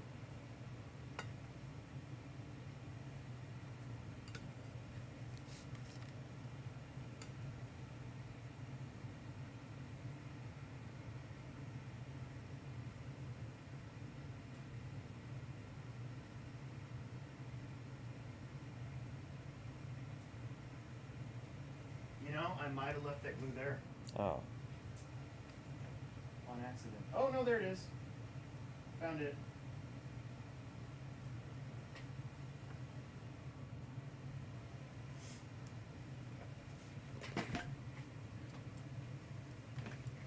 So I have another product endorsement that I don't know, but lately we've been using the Loctite super glue for our tires. I've not blown off an 8-scale tire ever since.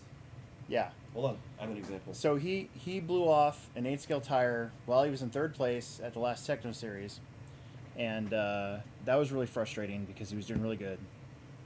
No, at the first Techno Series. I'm sorry, first Techno Series, and yeah.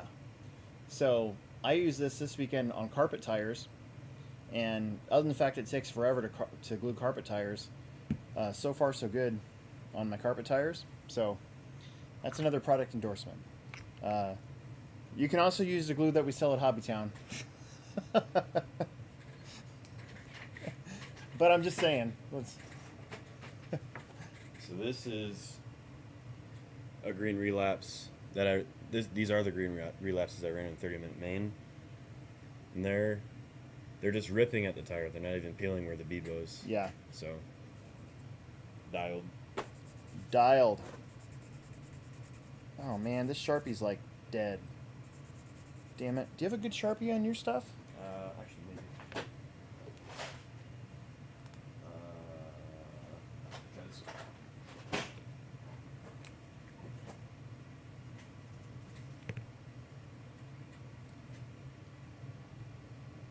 They want to know when you're getting a haircut. I actually want to get. He actually just got a haircut, didn't you? No. No? I didn't have time to save it. Oh, okay. Oh yeah, this one's way better. I need a haircut because it's like really uneven, and now I can see it that it's uneven, but I don't have time, man. I kind of want to bring the mullet. I like work a lot, and like my only day off was today, and I didn't feel like. I don't know. I didn't feel like doing it, so I'm not giving in.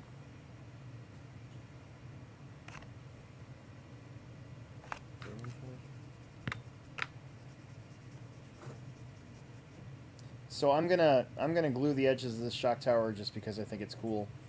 And you take a Sharpie and you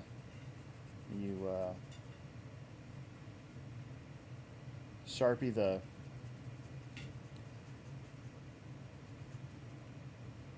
laminations of the tower.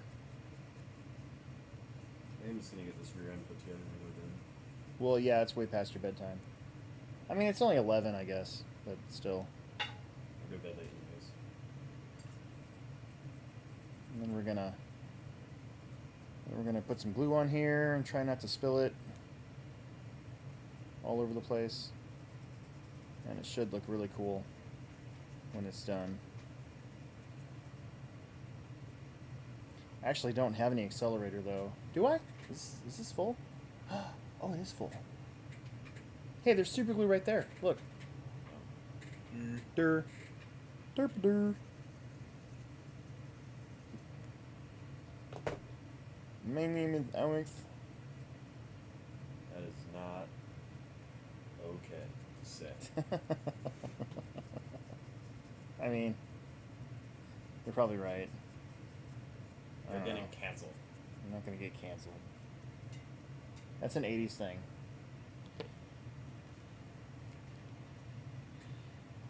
Oh, thank you. Did I see the prices of vintage RC dropping in price or keep going up in value? What are your thoughts on appraising vintage RC? On appraising vintage RC? Yeah, I think lately, like even a clapped out RC10, like goes for more on eBay than it did even a couple years ago. So, I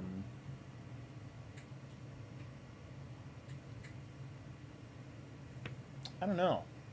It's kind of weird. Like, I've always noticed, for instance, like Losi stuff doesn't go for as much as associated stuff, but it's more rare in my opinion. You know, I don't know why that is. I've bought and sold quite a few like Xray XB2s, Xray Pros, and they never seem to go for what I think they should go for. And then I'll have an RC10, you know, that I got some parts off of and didn't really need it, so I'll put it on eBay and it'll go for like way more than I thought it was. I think that's still happening.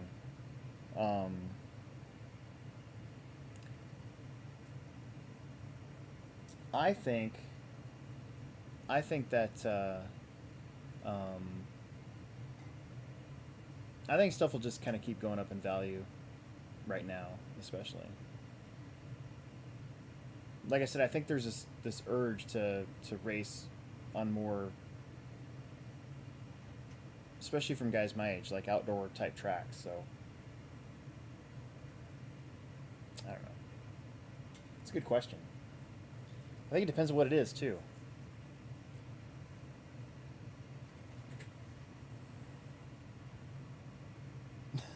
Somebody at Hobby Action Club Racer found a Triple X CR BK edition with blue turnbuckles motor plate at a Goodwill for $20. It's pretty crazy how stuff like that happens. That white and purple RC10T of mine, some dude found that in a dumpster, and I bought it from him for $50.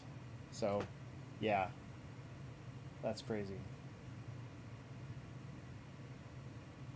I hear stories like that all the time. I wish I could, like, I always want to go garage selling in the summertime, and I just never have the weekends off. So I feel like I always miss out on opportunities like that. So what I'm just doing with the shock tower, I did this with my B7D as well, but you don't have to use the Sharpie, but I think it looks better. So the Sharpie, you turn the side, you turn the laminations black, right? And then you take your, I'm actually going to use this glue just because I already had it, and it's a little bit, it's got a tip to it here. So then you're gonna glue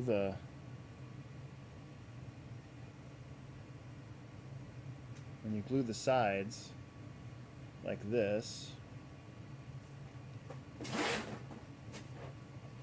they get this cool kind of shine to them, and it also helps,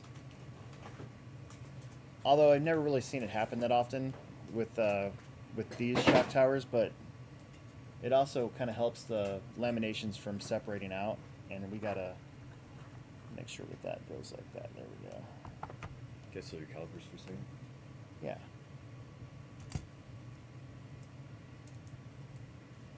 It's just you gotta be really careful to not have it go on the sides, because then it ruins the whole idea and gets glue all over everything, and then you glue your fingers, and then you're like, gotta, you know, then you feel stupid. So we're just gonna let that kind of sit there for a little bit.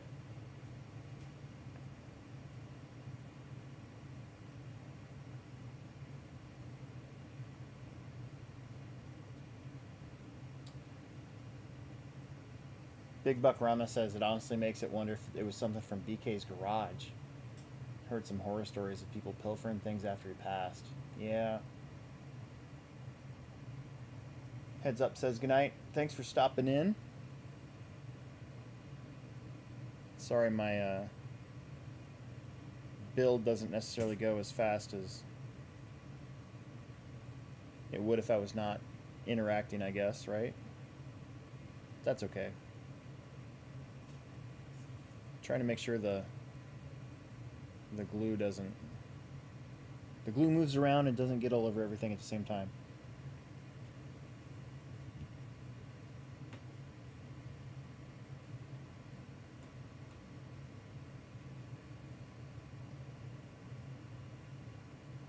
So, I don't know if you can see that, but you can see how shiny it is, and how black it is there. That's what the Sharpie does. So without the Sharpie, it won't necessarily look that blacked out.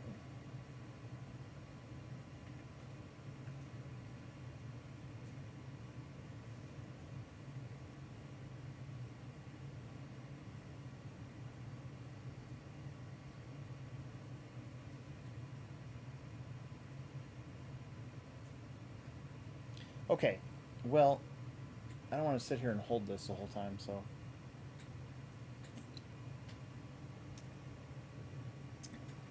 I think we'll move on to the next bag, and then I'll come back and I'll glue the next part of it, and then the next part of it, and then it should be pretty much good to go.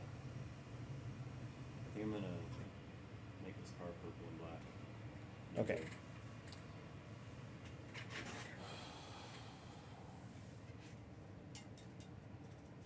While the glue is still wet, put the front shock tower cover on. It's the only way to keep it on the tower. That's funny. I did actually see one of those fling off, but it wasn't on a B7. It was on a B6 this weekend. They got hit pretty darn hard, though, at the end of the straightaway. So, somebody had a question up here, and I totally missed it. What do I think of the HPI RS4? That would be...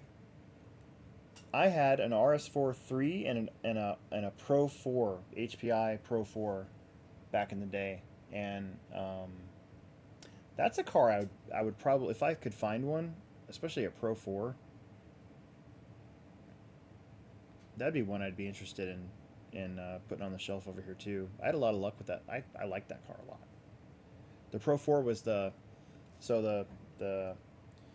Pro 3 had a belt plastic chassis. I think it had a centered battery tray, but it was very flexible. It was a very flexible car, so it was kind of weird to drive. But the Pro 4 was like a full carbon car, so it looked a lot like a TC3. I'm sorry, a lot like a TC4 factory team car. Is that what they called that?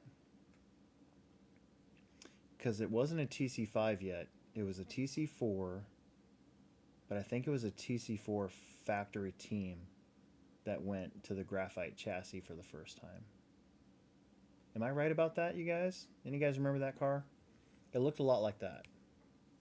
And then, of course, the TC5, 6, and 7 all kind of had the same basic shape as the X-Rays and all that stuff of the time, like the T2.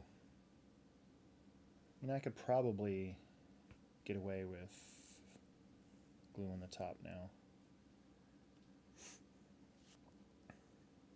What's the best drag car being made right now, in my opinion? Probably the Associated. I have no idea, because if we're looking at the grand scheme of things, like the R1 car, or the Apollo, the 5-star, whatever the Breakout, I think is what they call it. I think in that realm of drag racing, I honestly have no idea, because it's not something that I do, and so I wouldn't know. I think the cars that I know of, like I just mentioned, I'm sure all have their pros and cons, and are very adjustable, and they've got the floating body mounts, so your tires don't rub as bad or at all. So yeah, I don't know. I really don't. And the ready to run market kind of tanked, we still sell a lot of drag slashes, but beyond that, I don't really know.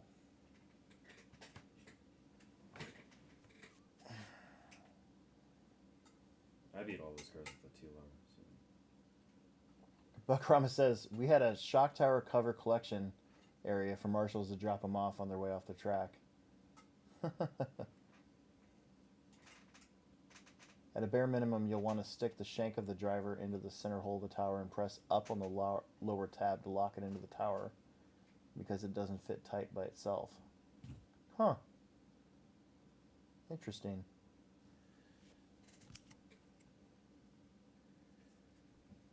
Yeah, because it doesn't really screw on anymore, does it? Look at that.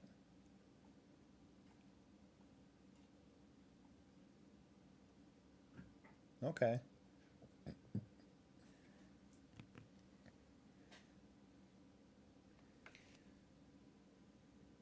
Look how nice and shiny that is, though. This is taking a while, but it's going to be cool.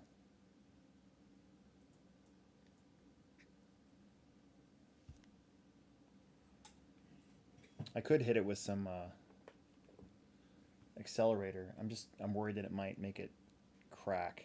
I don't know if I want to do that.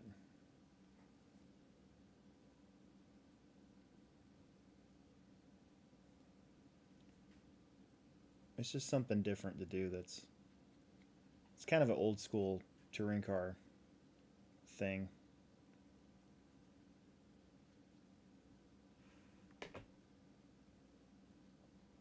If I could find an original RS4, I'd probably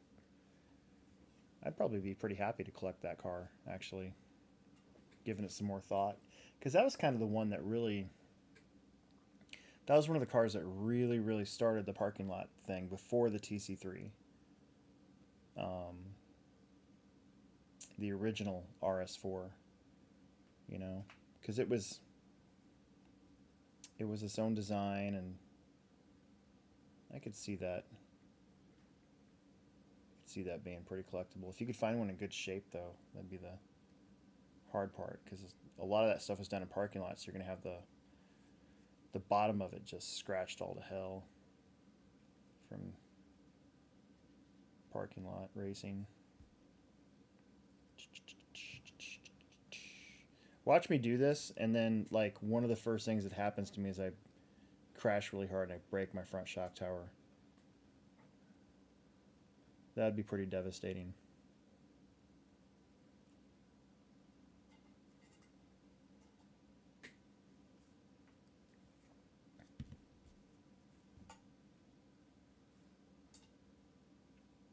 Or even like an original express car. That'd be pretty neat too, actually. The one without... Didn't they make one without shock, like, shocks? Didn't it just have these, like, metal, almost like music wire type bars on it. Or did it have shocks? I can't remember.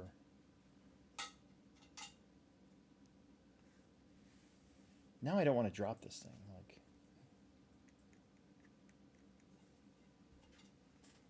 Keep adding glue to it. well, I know I keep adding glue to it, but I just want to get it done. Do I hit it with accelerator, or do I? Oh, yeah. You think I should? Just to get it over with? Yeah, just blast it. I'm going to test it. I'm going to see what it looks like.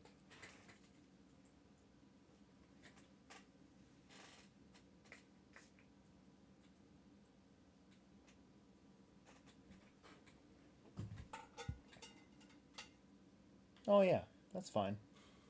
Almost there. All right, we're gonna hit this with accelerator so we can. Where's my rag at?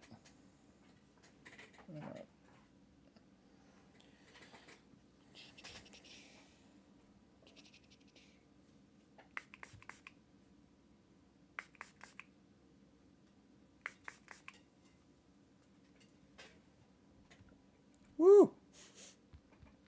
I actually like that smell. I know, dude. I love the smell of the accelerator. I don't. Is that bad? I mean, you're not like. It's not like you're. It's not like you're sniffing paint or anything. Ooh yeah! Look at that. That actually looks really good.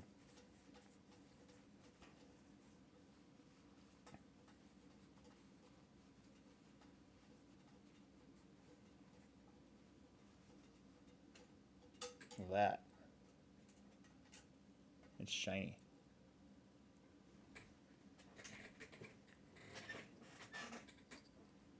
I've never broke a shock tower, so I'm not gonna do that. You've never broken a shock tower? Yes, you have. Not a carbon one. I remember your No. B6. You have broken a B6 point whatever shock tower. The last, yeah, when I was the like- last associated car, you broke one down in Masters of Dirt. Remember that big triple they had? When I was like 13. Yeah, you cased it. Well, you said I've never broken a front shock tower. You've broken a shock tower. I remember it. Well, not lately. Not in the past. Not in the past. What, 4 years? I'm just saying. All right, let's get going. I'm almost out of kickstart, you know? What hole are we putting this into? Looks like the middle hole. That's what he said. Sorry. I told you about appropriateness, and you go and say something like that. Unbelievable. That's inappropriate. I bet they couldn't even hear it. If you're on my Patreon, there's a video that I put up, a outtake of a video I'm trying to get done. The next Alex Fixes video. Oh, did you? That nobody watches, but I was working on a customer's speaking of RS4s, a MT2, and we got it running and everything, and I had him videoing, and then he made a comment, and I'm like, and then he's like, oh, he like stopped the video, and he's like, we can't use that. It didn't even occur to me what he said, and then I went back and I watched it, and so I put that outtake on our Patreon. So if you're on our Patreon, go watch that. It's kind of funny. What size are these turbo? I like doing stuff like that. I don't think I have a turnbuckle wrench for this. These are small. I thought you were gonna put J Concepts. Does J Concepts make a kit for that? Look at how small these are. Oh. Can we put Yokomo? I was talking to Andrew about that. He said that the ball stud. Are they big enough? They're the Xray ones are a little bit bigger. Oh. The ball studs are bigger. Okay.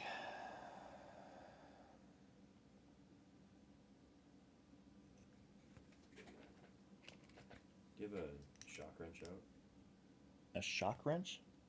Or shock shaft pliers? Shock shaft pliers? Yeah, as long as you don't scratch them. I just need to hold this turnbuckle end. Use the... Okay, yeah, there you go. I was going to say, there's a... Turnbuckles are 3mm, says Dalton. Dalton's on here.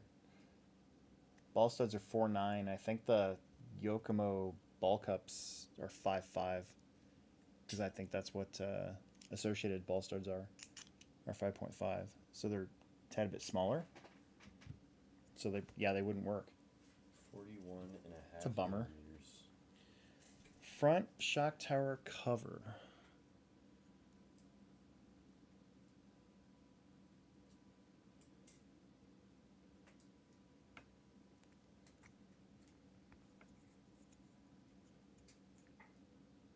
It's actually going to cover up all my cool, shiny work I just did.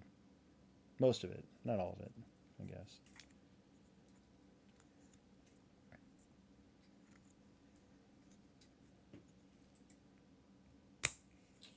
There we go. Oh, look at that. Interesting.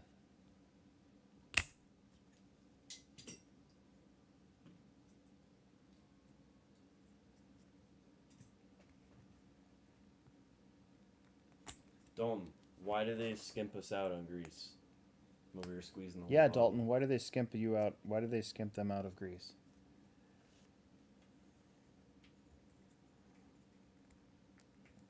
It's probably like $10 for one of these.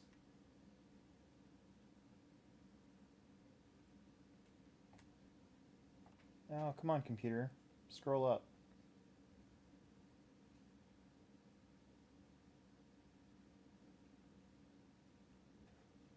Oh, fingers. I'm just gonna use TLR grease.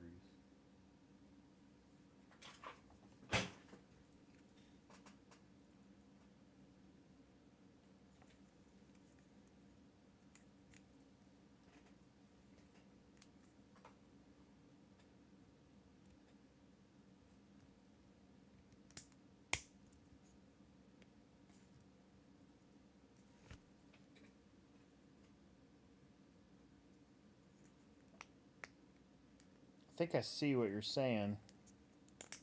There it goes. Now it covers the whole thing. It didn't cover the whole thing at first, but we got it.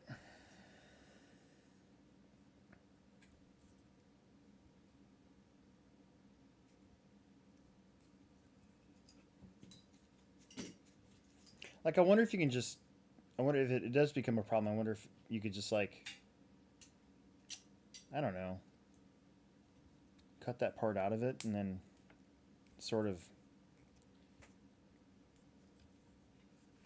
put a washer through there to hold it in place. This keeps on making me want to... Oh my gosh, come on. Scroll back down. Thank you, thank you, thank you. Jeremiah Johnson, do we have a class of four-wheel drive on-road cars? I would like to pull out my RS4 Pro and run them. So we do Wednesday nights. They're pretty much all four-wheel drive. For the there's two classes of on-road. So there's USGT, which uses bodies that don't look like. I'm sorry. USGT uses bodies that are like vaguely realistic. So you're gonna find a lot of like supercar looking stuff on there. Even that class, the bodies that they're allowing have sort of drifted away from what they originally intended on being. They were supposed to be like the modern, you know, like an Acura or like an NSX type body, or what else, like kind of like Gran Turismo, I guess. But even the bodies lately have started to kind of almost drift away from that. And then there's Vintage GT, which uses bodies. They're four-wheel drive touring cars, but they use bodies from like the 70s. So it's not the car that's vintage, it's the body.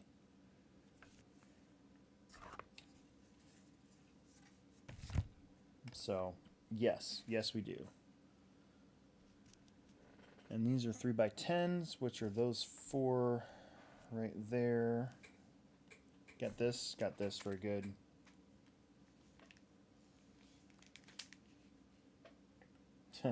Drive a Dodge Stratus. You know, long before Emerson was born, my first car that I ever took out a loan for on my own, because my first vehicle, I had a loan through my mom's credit union, and it was $100 a month. That's about what mine is. Yeah, and but my second car that I got, that I owned, was a, and you guys are gonna laugh, and I know it's fine. It's a piece of shit. It was a horrible car, but I had a Plymouth Breeze because they didn't have any Dodge Stratuses, and I wanted a Dodge Stratus because at the time I was really heavy into touring car racing, and I wanted a Dodge Stratus to go with my Dodge Stratus that I had on my TC3. And they didn't have any, and the clutch and transmission went out on my truck that I paid $1,000 for, and I needed a new car. And they had, well, we don't got a Dodge Stratus, but we do got a Plymouth Breeze. And so I drove up to Blair, Nebraska, and test drove it. Everything went fine, and bought a red Plymouth Breeze. And that car ended up being the biggest piece of shit that's ever been known to man as far as cars go. As far as my cars go. And yeah, I was not happy. So 3 weeks after I got it, it started overheating. And I took it back to the dealership, and they took it in there, and the guy's like, oh yeah, well it needs this and this and this and blah, blah, blah, blah, blah. And they did all that work to it, like head gasket. Like they replaced a lot of stuff, and it was all it was all under warranty. Oh. So I didn't really care. I'm driving down the highway going back to Omaha, and the damn thing overheats again, the exact same way that it did before. And I take it back, and they go, and for a second time they go, oh, we found out what was wrong with it. It's your wiring in your radiator, or whatever. Because it had an electric radiator. Does that make sense? What year was it? 97. Mine doesn't even have that. I don't know. Whatever. Either way, I had to pay for it. It wasn't covered under the warranty. I was so mad. I was like super duper duper mad.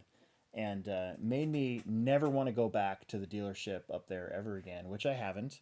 And then the creme de la creme was, I was at the time I was going back and forth to Lincoln, Nebraska, running Hobbytown East Park's carpet race program and off-road program on the dirt track in Lincoln. And I pulled up, and I felt this like clunking, and I thought I had a flat tire, and I get out, and the tie rod, the front tie rod on the car had busted, and my wheel was just flopping around to the side of it. And I couldn't help but think to myself, okay, I just drove 50 miles on the interstate doing 80 miles an hour to get down there. What if that thing had happened while I was driving on the interstate? Like, oh my God, could have been really, really bad. So needless to say, we got that thing fixed, and I traded it in, and I was so upside down on it, but I didn't care. I just had to get rid of that car. Dude, it was terrible. My truck's a piece of crap, but it has never thrown an engine code ever.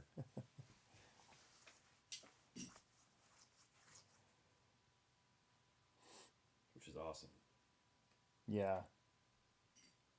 I was really into the Australian touring car scene. I still am, if I can ever watch it. It's not really on TV anymore. Because remember, we used to have Speed Vision, and there was always that supercar racing on there was always really awesome. And then Toka, the what did that stand for? Touring car, something touring. I don't know. Also, that was a very good game on PlayStation back in the day. Toka, right? Toka, Toca. I have no idea what you're talking about. I know you don't know what I'm talking about, but I remember.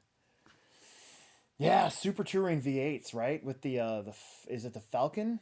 Is that the Ford one down there? What's the name of the Ford that they have in Australia that they don't have up here? All right, this is the last thing I'm gonna do. What is the name of that car? The moment of truth. Bathurst? Huh. What time does racing start on Saturday? So this Saturday is the Techno Series. Doors open at 7. We actually start racing at 10:30. If you're thinking about the Onward racing, though, Onward only races on Wednesdays and one Sunday a month in the wintertime. The next one, I believe, is the 17th, whatever weekend that is. So not this weekend, but next weekend. It'll be on Sunday, I think. Look, this is gonna be awesome. All right, we are on to. We're not going to use these because I never use these because these are plastic. Pro tip: never use plastic servo horns on our cars anymore. I know they give them to you, but don't ever actually use them. The first time you hit something really hard, it'll strip, and your car steering will be off, and you won't be a happy camper. So this is our wing, which I actually do like to use, so I probably should have put that on there. Actually, I'm going to do that now. Yeah, I'm going to do that now. Where's that at? Did we save the motor screws for my 5.0? Probably not. Don't they give them to you in the kit? I know, but I had cool ones. Oh, I did. Holden! There you go. Thanks, Chris. That's right. I remember that from Gran Turismo. Holden. Are they in the top here? I thought they were in the motor. Oh, it goes on the top. Gosh darn it. Where's the motor? The 8.5 motor that was in your car? Yeah. All those electronics are over there, aren't they? Yeah. Okay. Did I put them in it? Yep. Okay, that's what I thought I did. Sweet.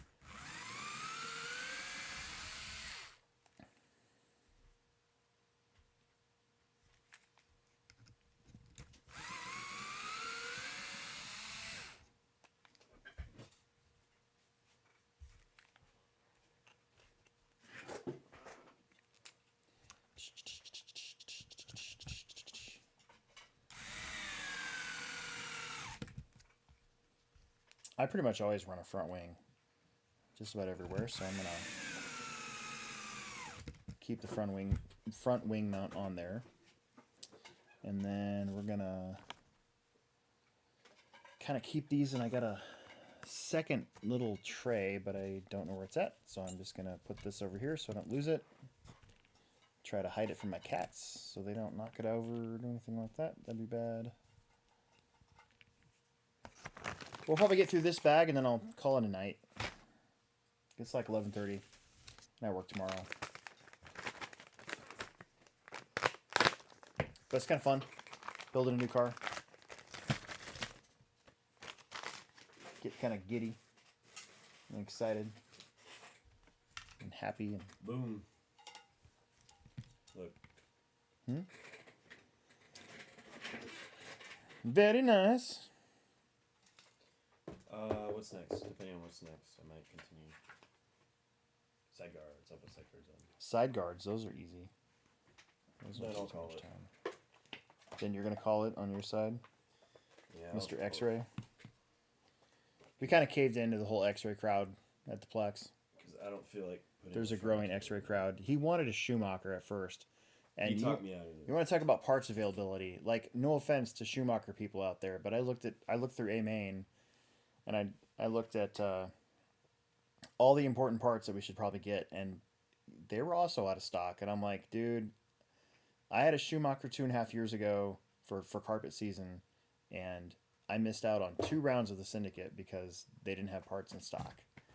And I did not want to have us go through that again. So, again, cool looking car. And honestly, when I was at the Worlds, I thought Cavalari's LD3 was probably one of the best looking cars out there. But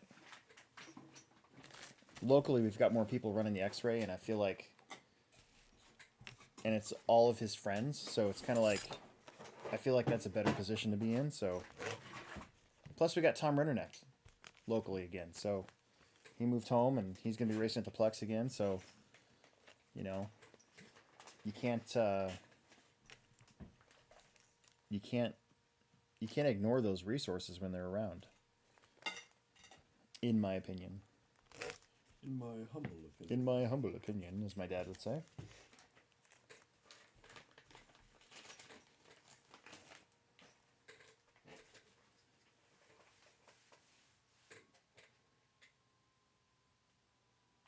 Yeah, we're moving on to the KPI stuff, aren't we?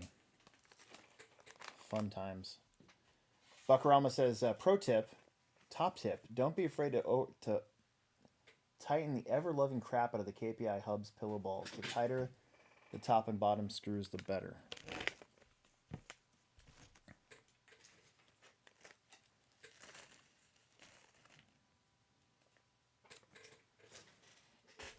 So this bag is one of the biggest changes on this from this car to the other, from the old car to the new car, and The front end. Yeah. the front end. So this is pretty rad.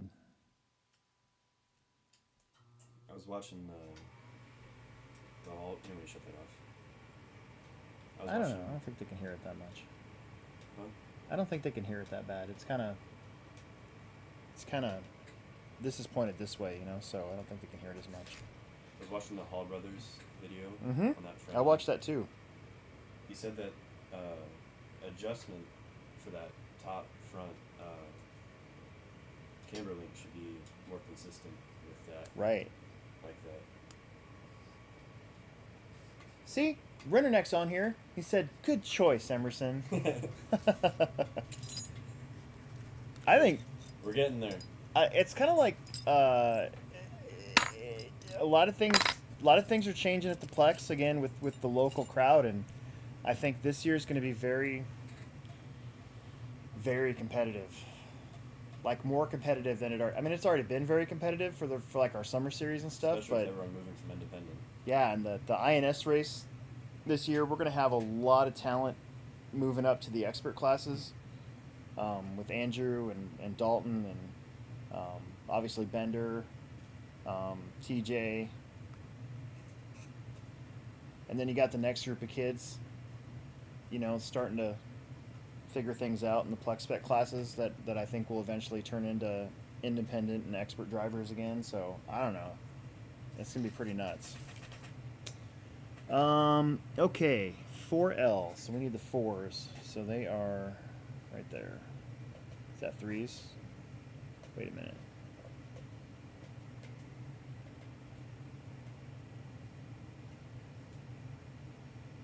KP2, KP1. So we want, so this is extra.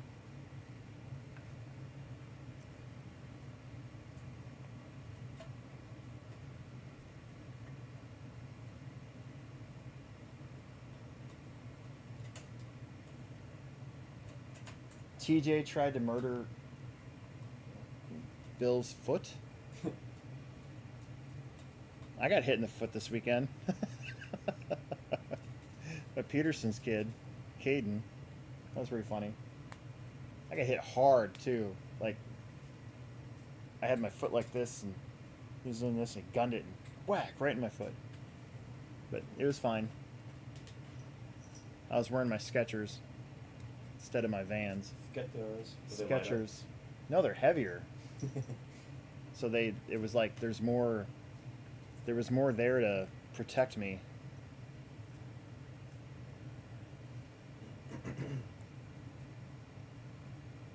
Buckram also says that be aware there is a mold problem with the gearbox and how it holds the D block at the rear. It's slightly tweaked because the screw holes aren't straight. You'll need to hold down the right-hand side of the D block and hold it level, and then tighten the left screw, then the right screw to keep it level. Interesting. Team Associated is aware and will have an upgraded mold. Okay. Well, that's joyful.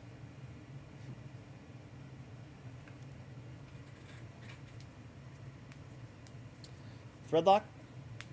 Do I still have it? I got you, dog. Oh God! Don't talk like that. And get you done. Shock shaft pliers? Right there. I got you, dog. Oh.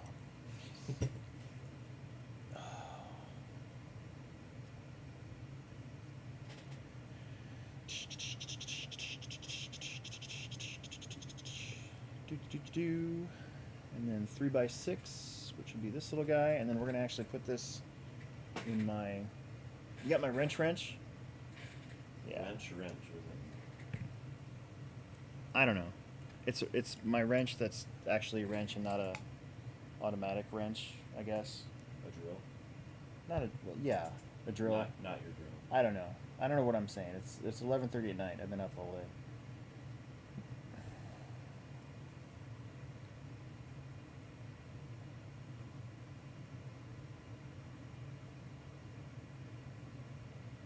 Wait, is that the right size? Yeah, it's the right size.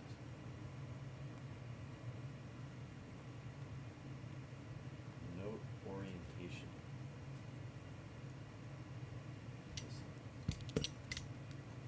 Bum, bum, bum, bum, bum, bum, bum, bum. Bum, bum, bum, bum, bum. Bum, bum, bum, bum, bum. I wonder if they make aluminum steering racks. I just realized that these are just the regular axles and not the adjustable ones with the hexes. Yeah. I think there's adjustable. Factory team part. There's adjustable ones for these, but you have to order them from like. Well, I got those on that car. Yeah. I kind of wanted to take the turnbuckles off my my B6.4 and put them on here. But I guess I don't have to. They look cool. You know.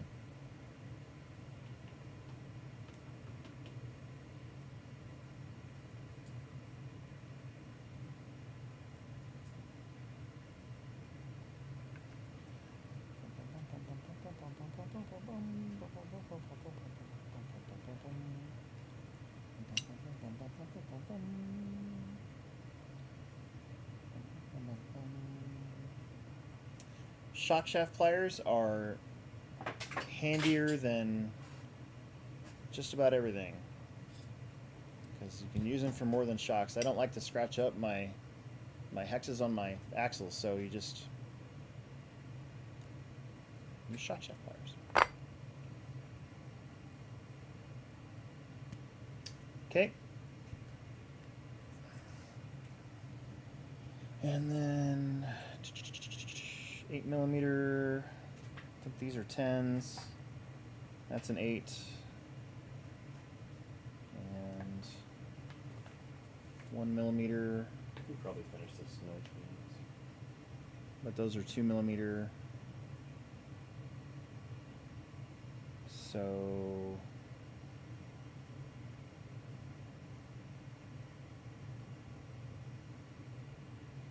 This is metal on metal, but it says not to thread lock.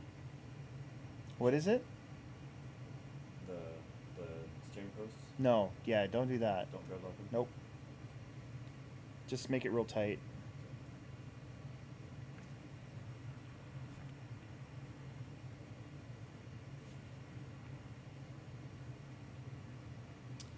Interesting. Okay, so this says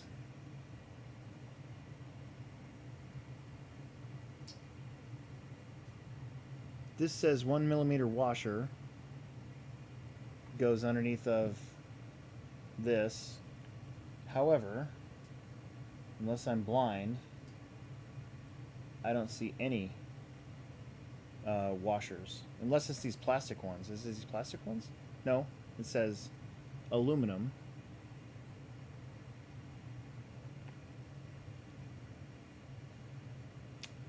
So...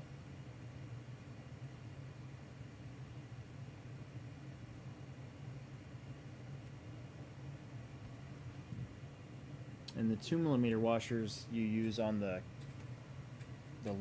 link mount. The 1mm washer isn't in the kit. Oh. Is your box the one with the washers in it, or is it my box? You can check. I think it's mine, actually. It's right here.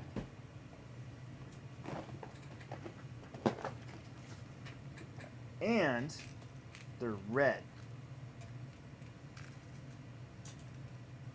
Because red is cool. Or are they? Nope. They're blue. Wah, wah.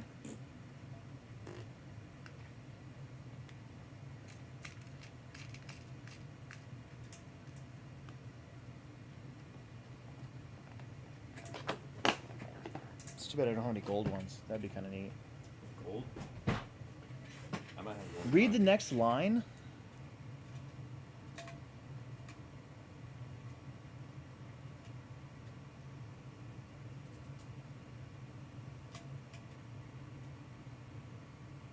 Oh, I'm a little stupid.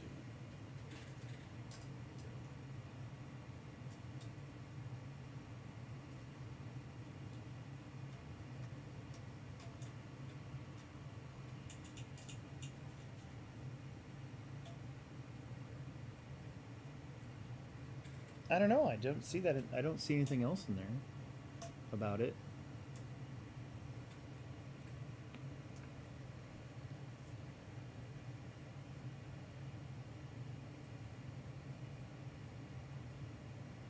Oh, next chat line. Okay. Sorry. Like, what?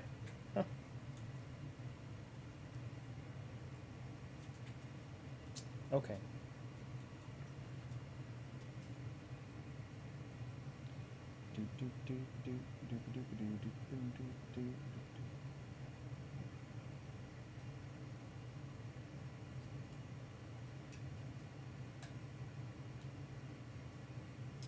So the manual's not the same as kit spec.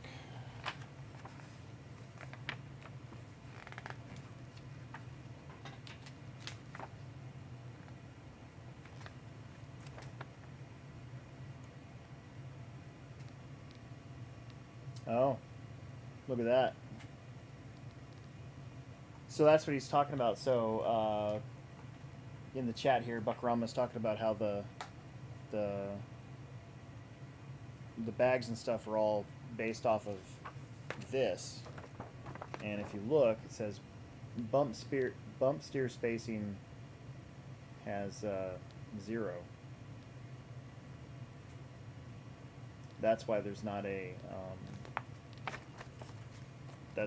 washer in the bag, even though the instructions say that there's a washer there. That's kind of annoying.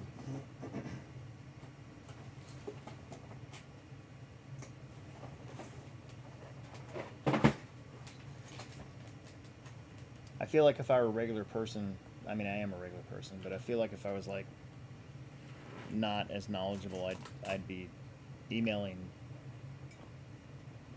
Team Associated like, hey, where's this washer at? Did you take my 2 again?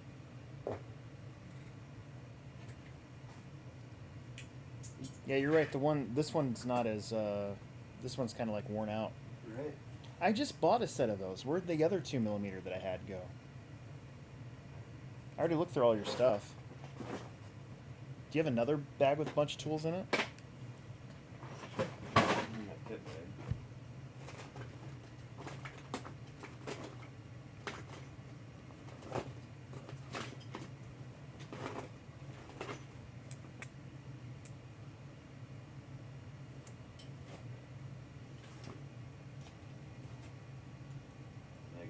Negative? Okay.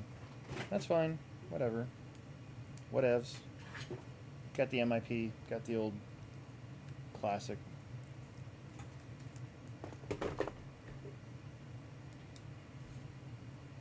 Reliable. All reliable. Old reliable.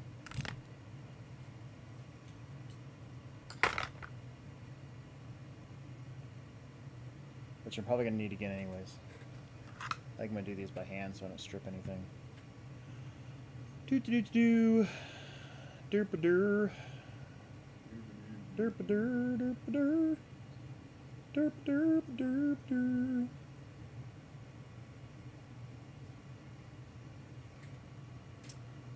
Three by eights.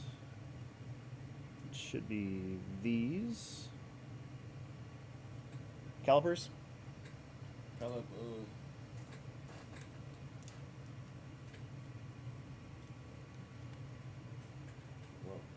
2 So, just to make sure.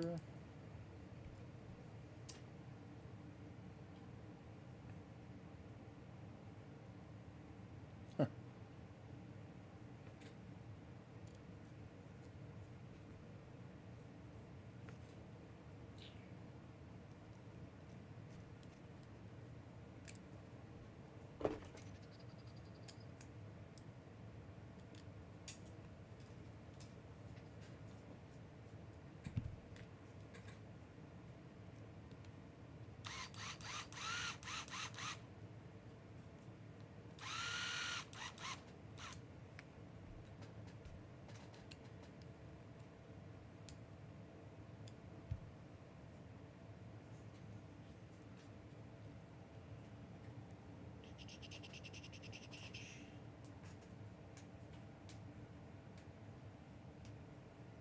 There's one.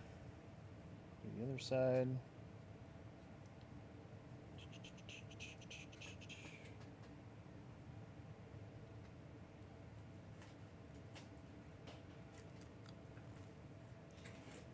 I'm surprised Gretchen hasn't come down and yelled at me for letting you stay up I think this that's what late. she's doing right now.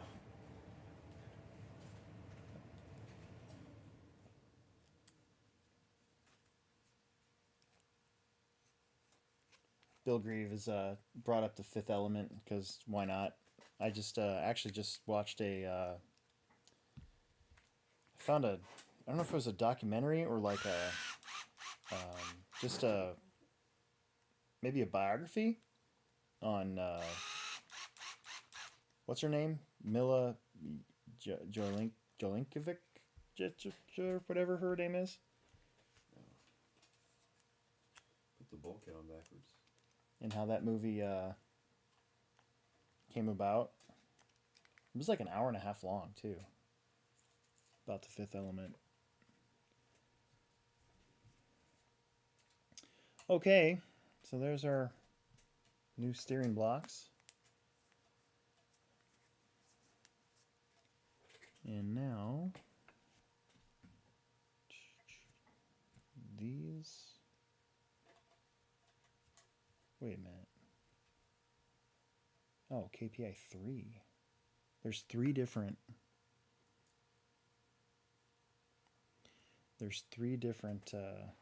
spindles here. So that's pretty cool. So there's a 2, a 3, and you're using 1 for the kit. So there's a couple extra pieces in there.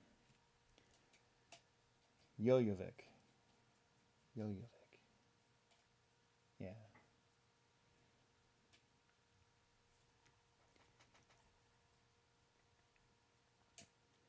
Where I'm at. I'm over here. So now we take our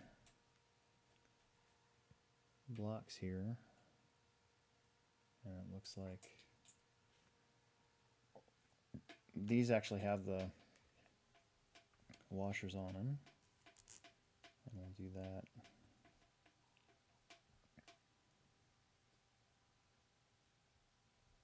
And this.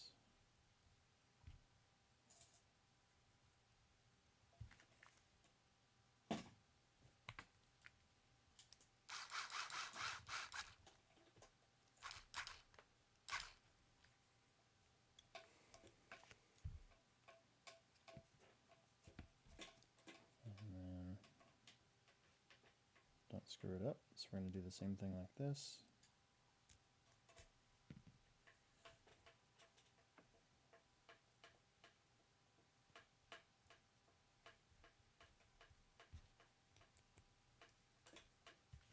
Chris Tucker was hilarious in the movie Fifth Element.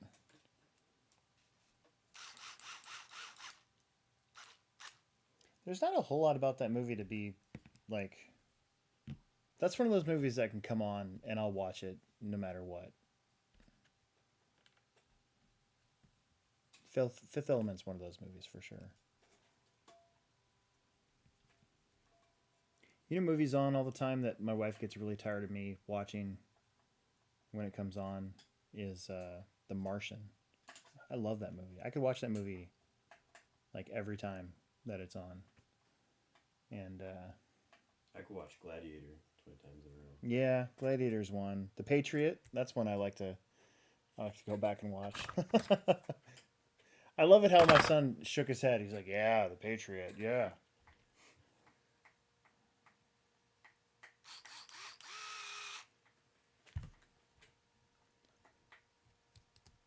That's a good upbringing right there.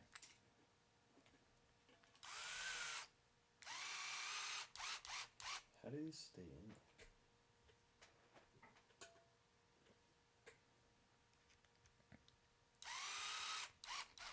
There's no locking like mechanism on these, unless I'm missing something.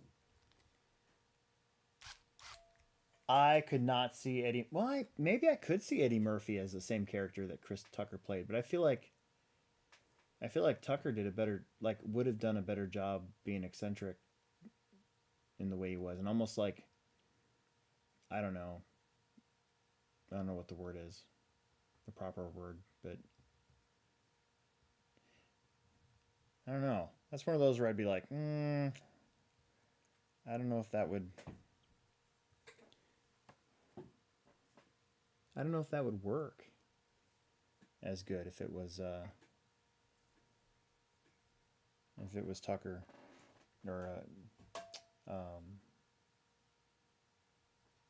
where am I at? If it was Eddie Murphy.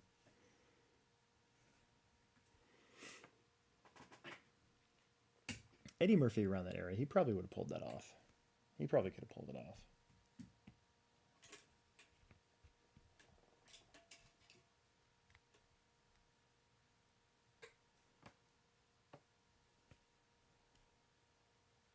God, that could have been like a whole different... That's interesting. I didn't know that.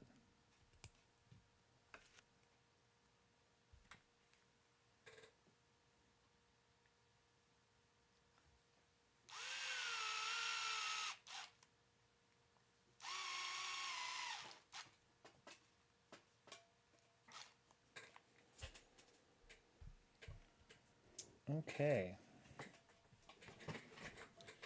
So now, got our lefty here. And we're going to pop these guys in. That's the way that they go. Looks like it. Yeah, I had it right. Do you have my pliers over there? Yeah.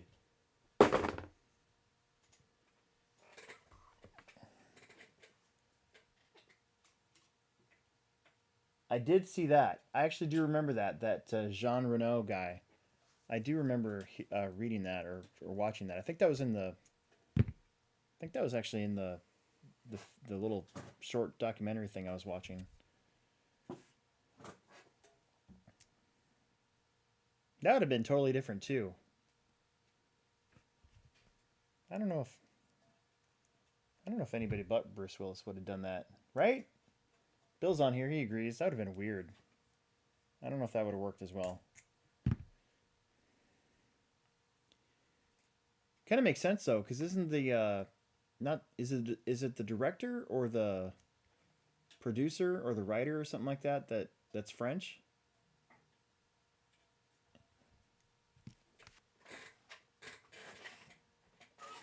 Was that your phone or my phone? Mine. Oh, okay.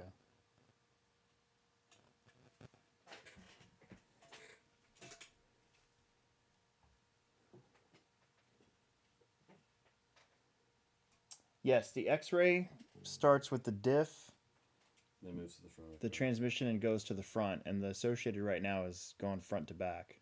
So you are correct. And the TLR, TLR moves from the front Elite, to back. Right. doesn't the Elite, don't they have it set up where you do the worst parts of the kit first, like the turnbuckles and the I think so. and the shocks? Actually, yeah.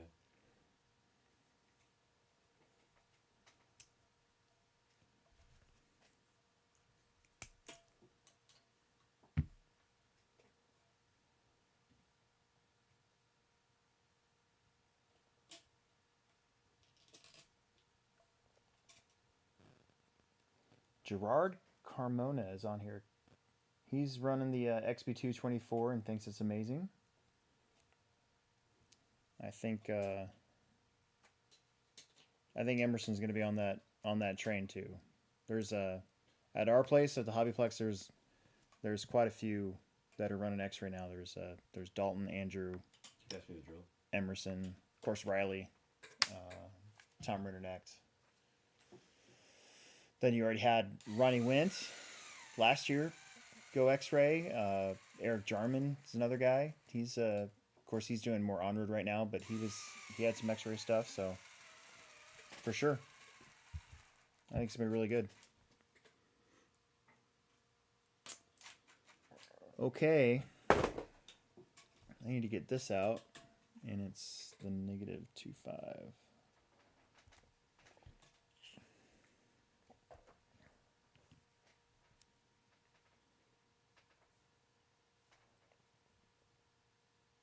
Or +25, not negative.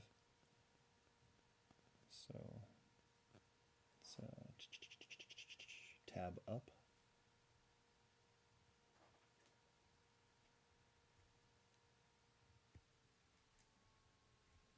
Okay. And that side. Also tab up.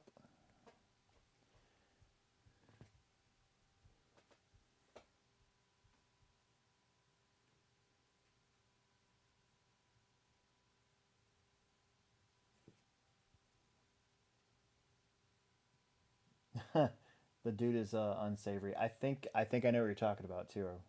I think I remember hearing about that or reading that too.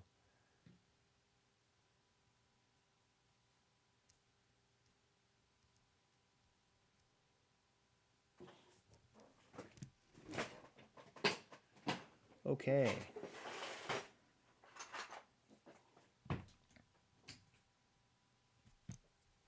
Goes like that. And set flush with caster block to start. Do I really want to put the steering stop screw in there? I never use them. But I guess I will. Is it a 1.5? It is a 1.5. Do you have my 1.5 over there? Mm-hmm. My nice, clean, fresh, new 1.5 bit that you better not ever break. I've broken like 5 once. I know, that's what I'm saying. I better not ever break them. I'll punch you in the face. I won't actually punch my son. I just want you guys to know. I shouldn't say that. I mean, there could be a circumstance in which he needs to get punched in the face. Hey, I blocked your kick the other day when you tried to kick me when you're messing with me. 2.5. I think that's what this one is. Yeah. I need that 1.5 again. Hang on, I'm using it. Whenever you get a chance. It's got a screw in here.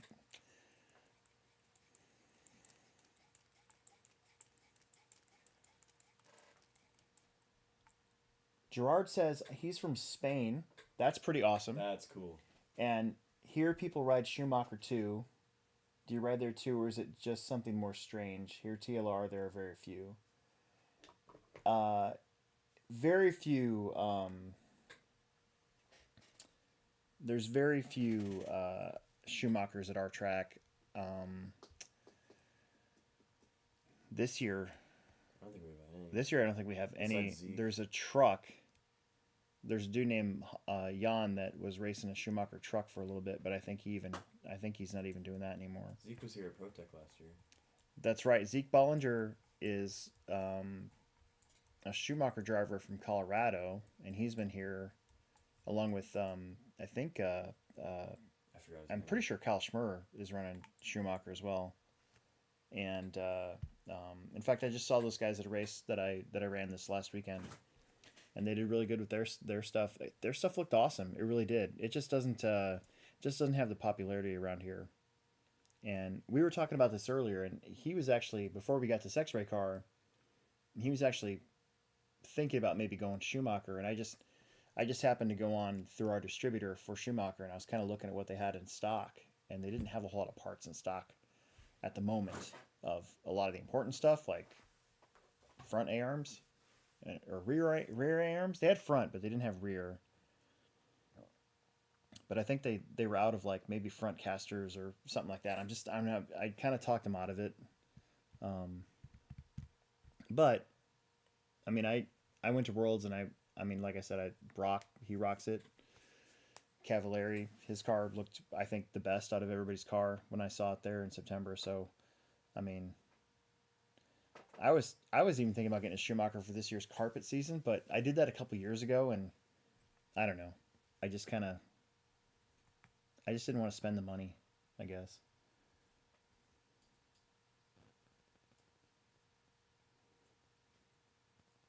I'm out of purple spacers. Aw.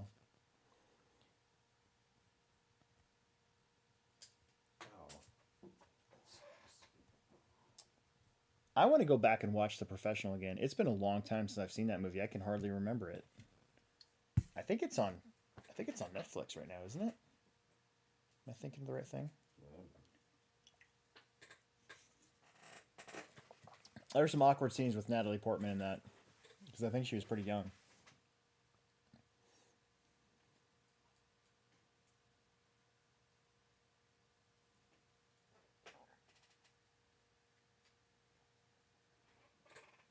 Anyways, okay. We're almost done with our front end, and then I think I'm going to call it for tonight. We've been on for a while. Wow, almost 3 hours. Really? Yeah. Time flies. I'm going to be super tired. I don't know what it is about Tuesdays for me. Like, I'm always just exhausted by the end of Tuesday night. Oh, I did it again. You did it again. What are you doing? Okay, top hat bushings. 3D print the arms.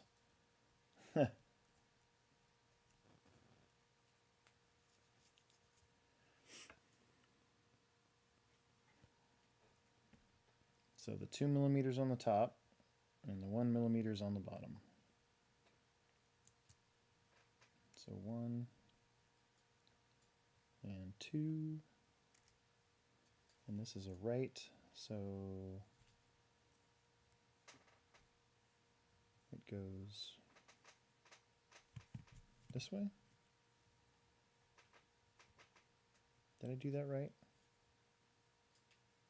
Or did I do that wrong? No, I did that right. Holy crap, it's totally in. Because that goes like that. And that goes like that. There we go. Oh, it's not even really tight. It's spot on. Actually, those went in there really smooth. I thought I was going to have to kind of like, I don't know, sort of work them in a little bit.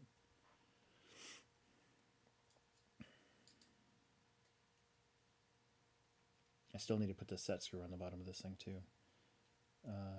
Okay, 16 and 14. 14 goes on the top and 16 goes on the bottom. So that's this one, and that's this one. And I need this, and make sure I don't screw this up.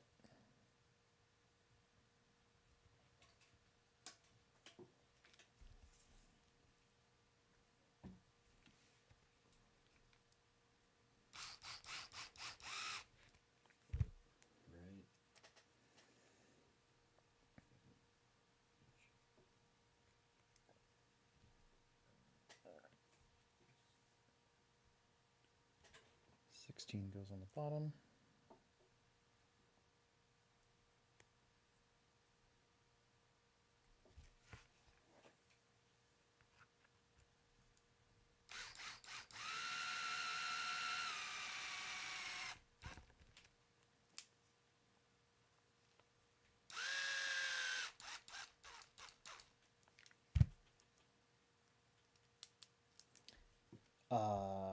Where's that at?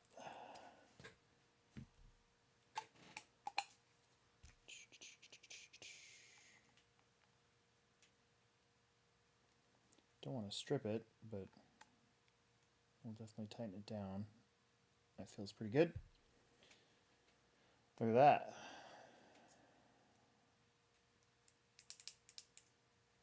That's the right side.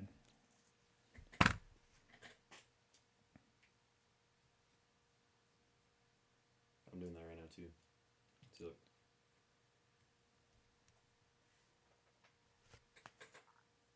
Just to compare, Xray associated. There you go. It's got some purple on his stuff. Going purple. Gotta use that big spacer somewhere. Right.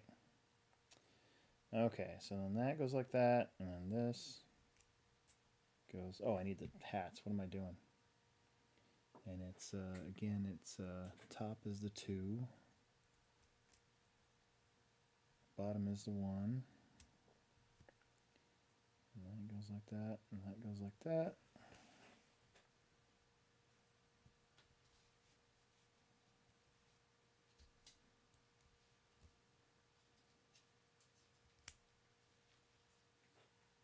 Hase. Jan Hase. I don't know if you guys noticed, but sometimes if I screw people's last name up when I'm announcing, I just won't say their last name. Yeah. I just sort of pass. I'm like, pass. I'll pass.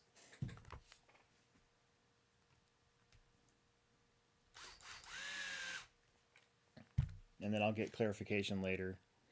Or like the guys down in Newton, I've probably mispronounced Matt Rykoff name for like many years now, and they finally said it's Rykoff, not Rickoff, and I'm like, oh, like, well, why didn't you guys tell me that like the first time?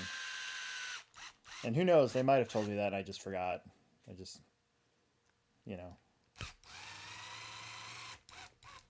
that's what I do. I forget stuff.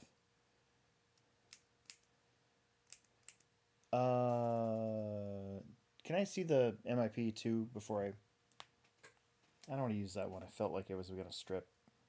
Yep. And then I'd feel really stupid. That's stupid.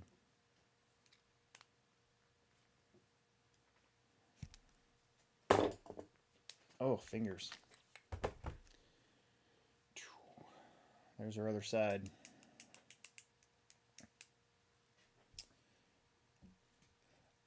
It's pretty interesting. The mold's got a little like bend to it, you know? And then those pillow balls in there, or what do they call those?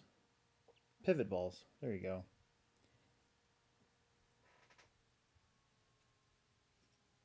They just kind of, and it's offset as well. It's pretty cool. Whatever. We need to put these in the bottom before I forget. We've almost cleaned this table off. That's pretty cool.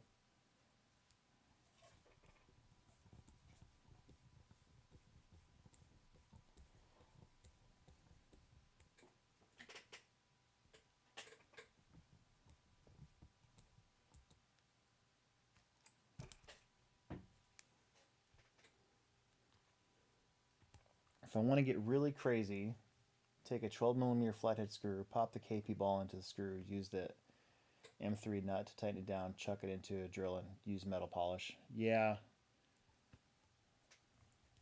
That sounds like a lot of work. That sounds like a Will thing.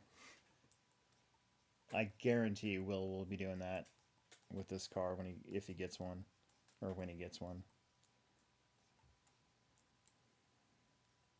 our podcasting partner. He does all that extra work. I'm just kind of sloppy about it. And I admit it. I totally admit it. But we're almost done. Alright, I'm stopping at shocks. I'm not building shocks. You're stopping at shocks? I don't want to build shocks tonight. Oh, okay. Yeah, I don't want to build shocks tonight either. Alright, there's where our spacer's at. Like the...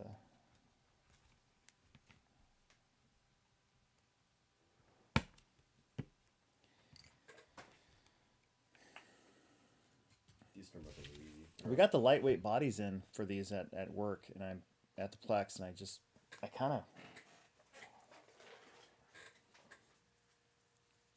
I like this body. It's very J-Concepts-y, in my opinion. These turnbuckles are tapped. They're already threaded. Well, that's good. But I kind of want the lightweight body, so I'm not even sure what I'm going to do with that.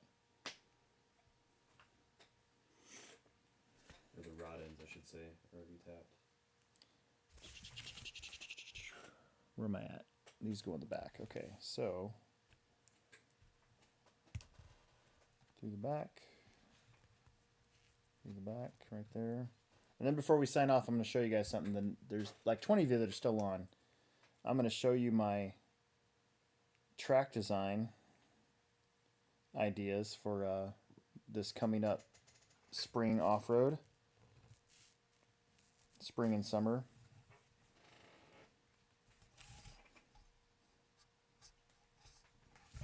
And they may or may not change, but the basic idea is pretty much on paper. So why is that not going? Oh, you know what? I know why. I think I know why. Right? Yep. Look at that.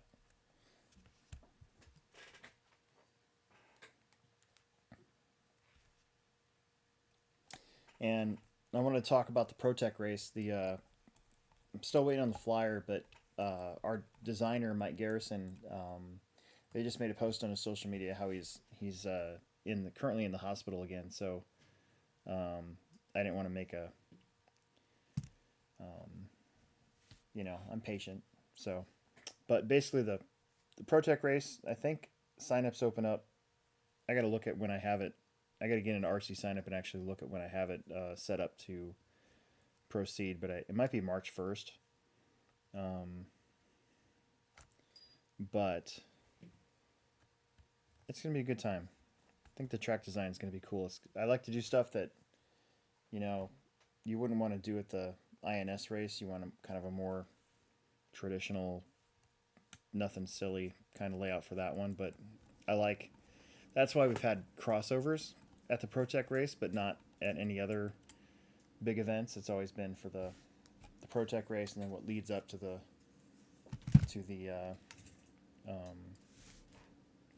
leads up to the INS race in the summertime, and then we change it. Okay, well, we've gotten the front end, the steering rack, which tomorrow I'm going to buy the metal versions and very quickly change that, but at least we got it in there. And I also need a servo. That's gonna suck as far as money goes, but it's probably time for me to get a new one. And then we'll finish the rest of it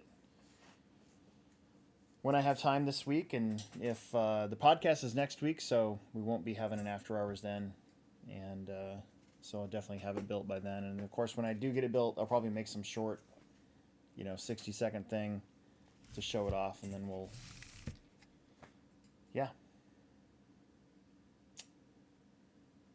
I feel like I didn't build enough of it tonight. I feel like I didn't get very far. You still have to do the transmission in the rear end of the car. You didn't get far at all. I didn't get very far at all. And it sucks.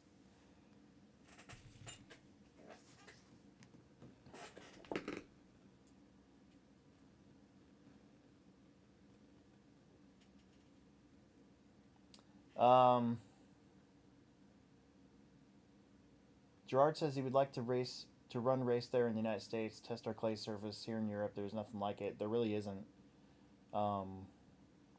Which competition do you think would be good to do for a good opportunity to do that? Let's see. I mean, right now in the States, your really big name tracks are like Beach RC, and they have the Masters of Dirt every year, and it's in October. If you can get to that race, that clay surface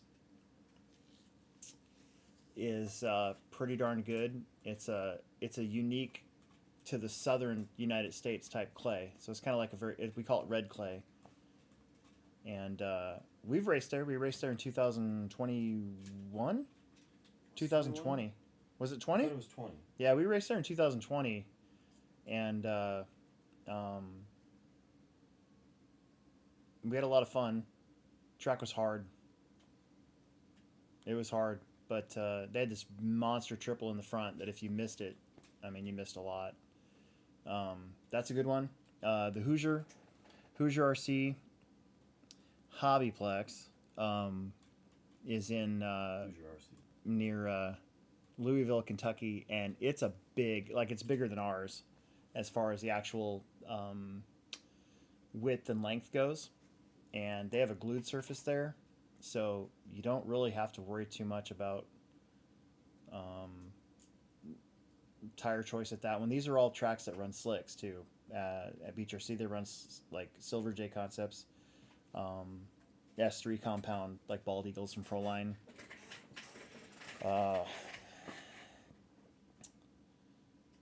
Our track, international wise, our track's probably pretty hard to get to because, not hard to get to, but our airport's kind of small, so, but we'd be more than happy to have you.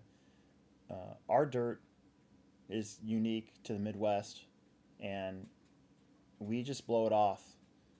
I don't do a glued surface or anything like that. We just blow it off in between every race, and slicks work pretty much almost instantly. The winter time, the way that we're racing right now, because our surface varies so much, we still sort of run tread sometimes. What other? Trying to think of any other Hobby Action. big name. Oh yeah, of course, Hobby Action, and they're in Phoenix. As far as international flights go, that's probably one of the easiest to get to because it's international airport. And Hobby Action is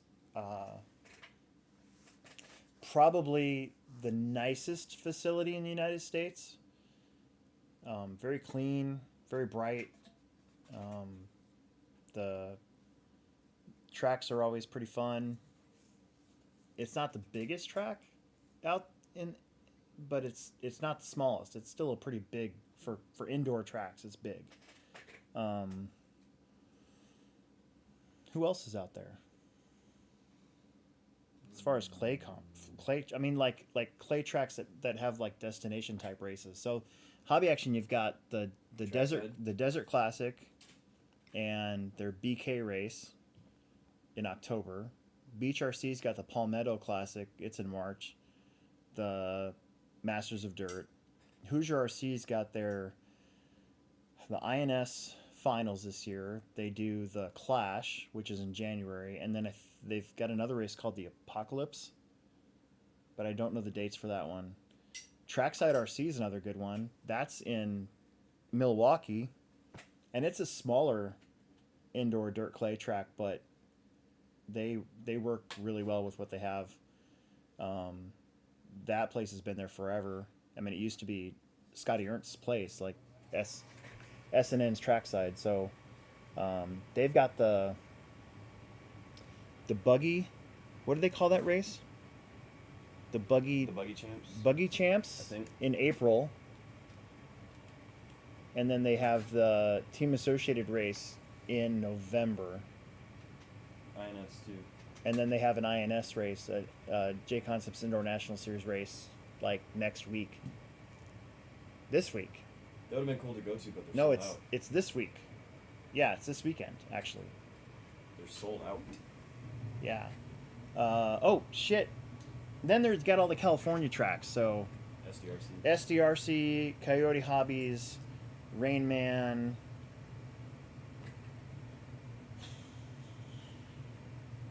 Yeah. Coyote, in my opinion, looks the coolest all the time, and They've got some gnarly layouts. they do some sick layouts, and they have started to seal their track now. SDRC, I think, just got away. I think they got away from sealing it. Didn't Brendan Edwards take over? SDRC will have the. Top Gun I don't know Shootout? what do they have in the. Isn't it Top Gun Shootout? They've got the Top Gun Shootout in December.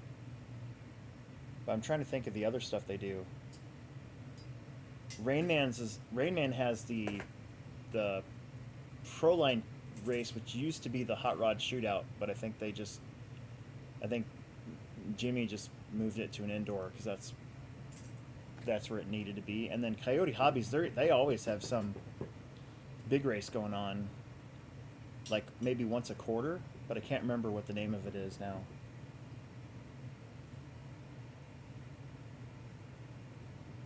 One that is social and has a good atmosphere, not as much as Worlds or important as Nats. Honestly, I would say Masters of Dirt. At Myrtle Beach, South Carolina, I would say if that, I don't know about the other places. I'm not knocking them. I'm not putting that down. That's not what I'm trying to say. I just know that he and I have been there, and if that is your, if that's on your thing, I would say Masters of Dirt would be a good one because it's got the intensity, because you'll get the pros there for the Masters of Dirt competition, and you got some expert level stock drivers, but then they also have the other classes, like they had open mod instead of pro mod, and so you can be just like a regular Joe racing mod. I got 50 mod now. Yeah, he and I did that. I actually kind of felt bad for racing that class, because at the time I was still I had my trophy upstairs. somewhat decent, and I ended up racing open because I wasn't sponsored, so I could, and I just wanted to race with him. What did you get that race? I won it. Oh, man. Yeah. I kind of felt like a douchebag though, but I just wanted to be in the same race as you. That's Yeah. all. That's the only reason why we did it. Eaton's Intermountain Speed is in Salt Lake City. That track's been there forever, like 30-something years. A couple different owners, but that's a good clay surface, and they've been doing some really gnarly layouts too.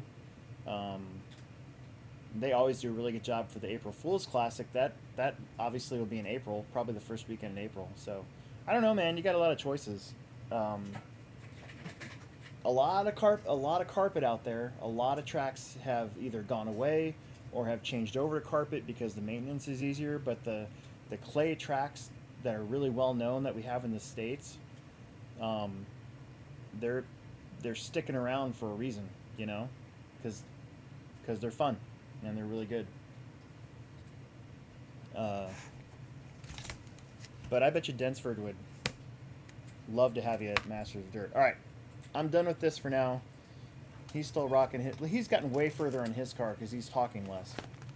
I want to show you guys my idea for ProTech. Okay? ProTech race.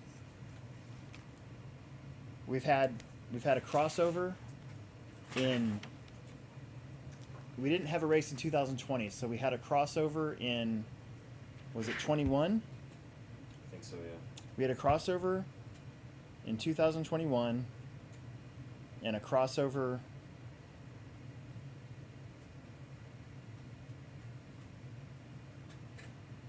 Was it 19, the first crossover, and then 21? 19. Yes. So we had a crossover in 2019 and a crossover in 2021. Was it 21 or 22? 21. No, it was 22, because we used pieces of that to make the INS race for that summer. So we had a crossover in 2019. We had a crossover in 2022. I've been trying to figure out ways to do a split lane that would be even, right? So your choice of either going one way or the other would be the same, but different. Anyways, here's what I'm thinking. This is, let's see if this comes up here. That's what I'm thinking right there. So we're going clockwise, okay? Front straightaway is back this year. We haven't had a front straightaway in a while.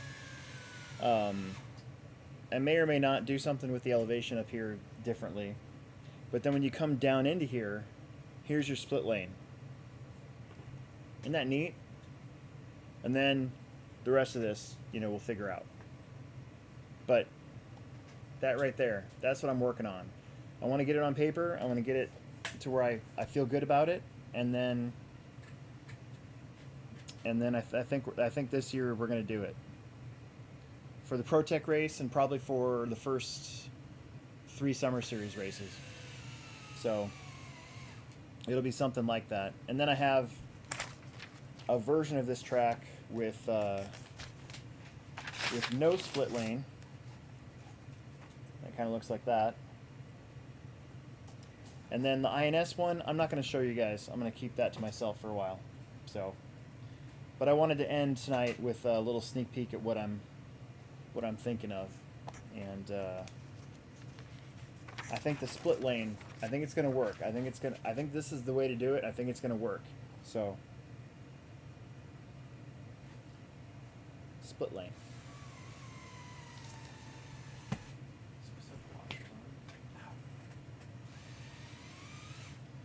We've done Joker lanes. We usually do Joker lanes sometimes when the oval's still in.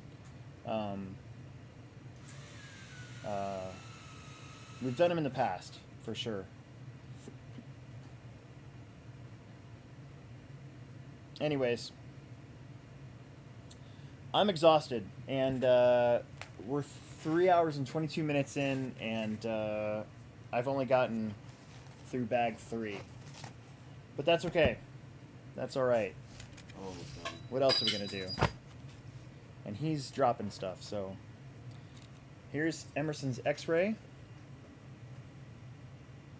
He's got the front end, steering rack, front spindles, casters, rear hubs.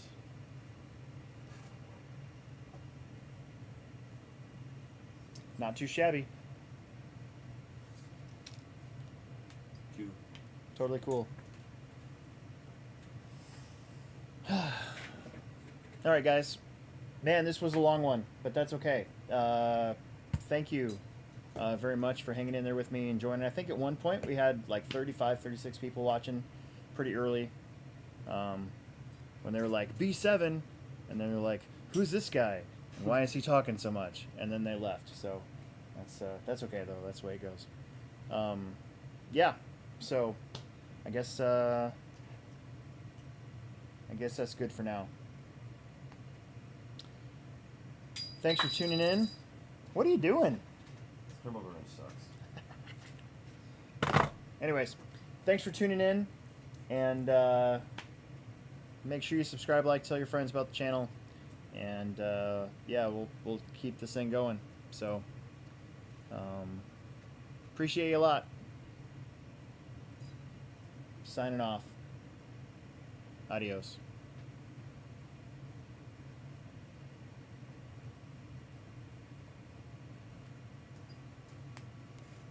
Fart that entire time. Great. I'm going to bed. I'm super tired. I'm gonna Sucks. I got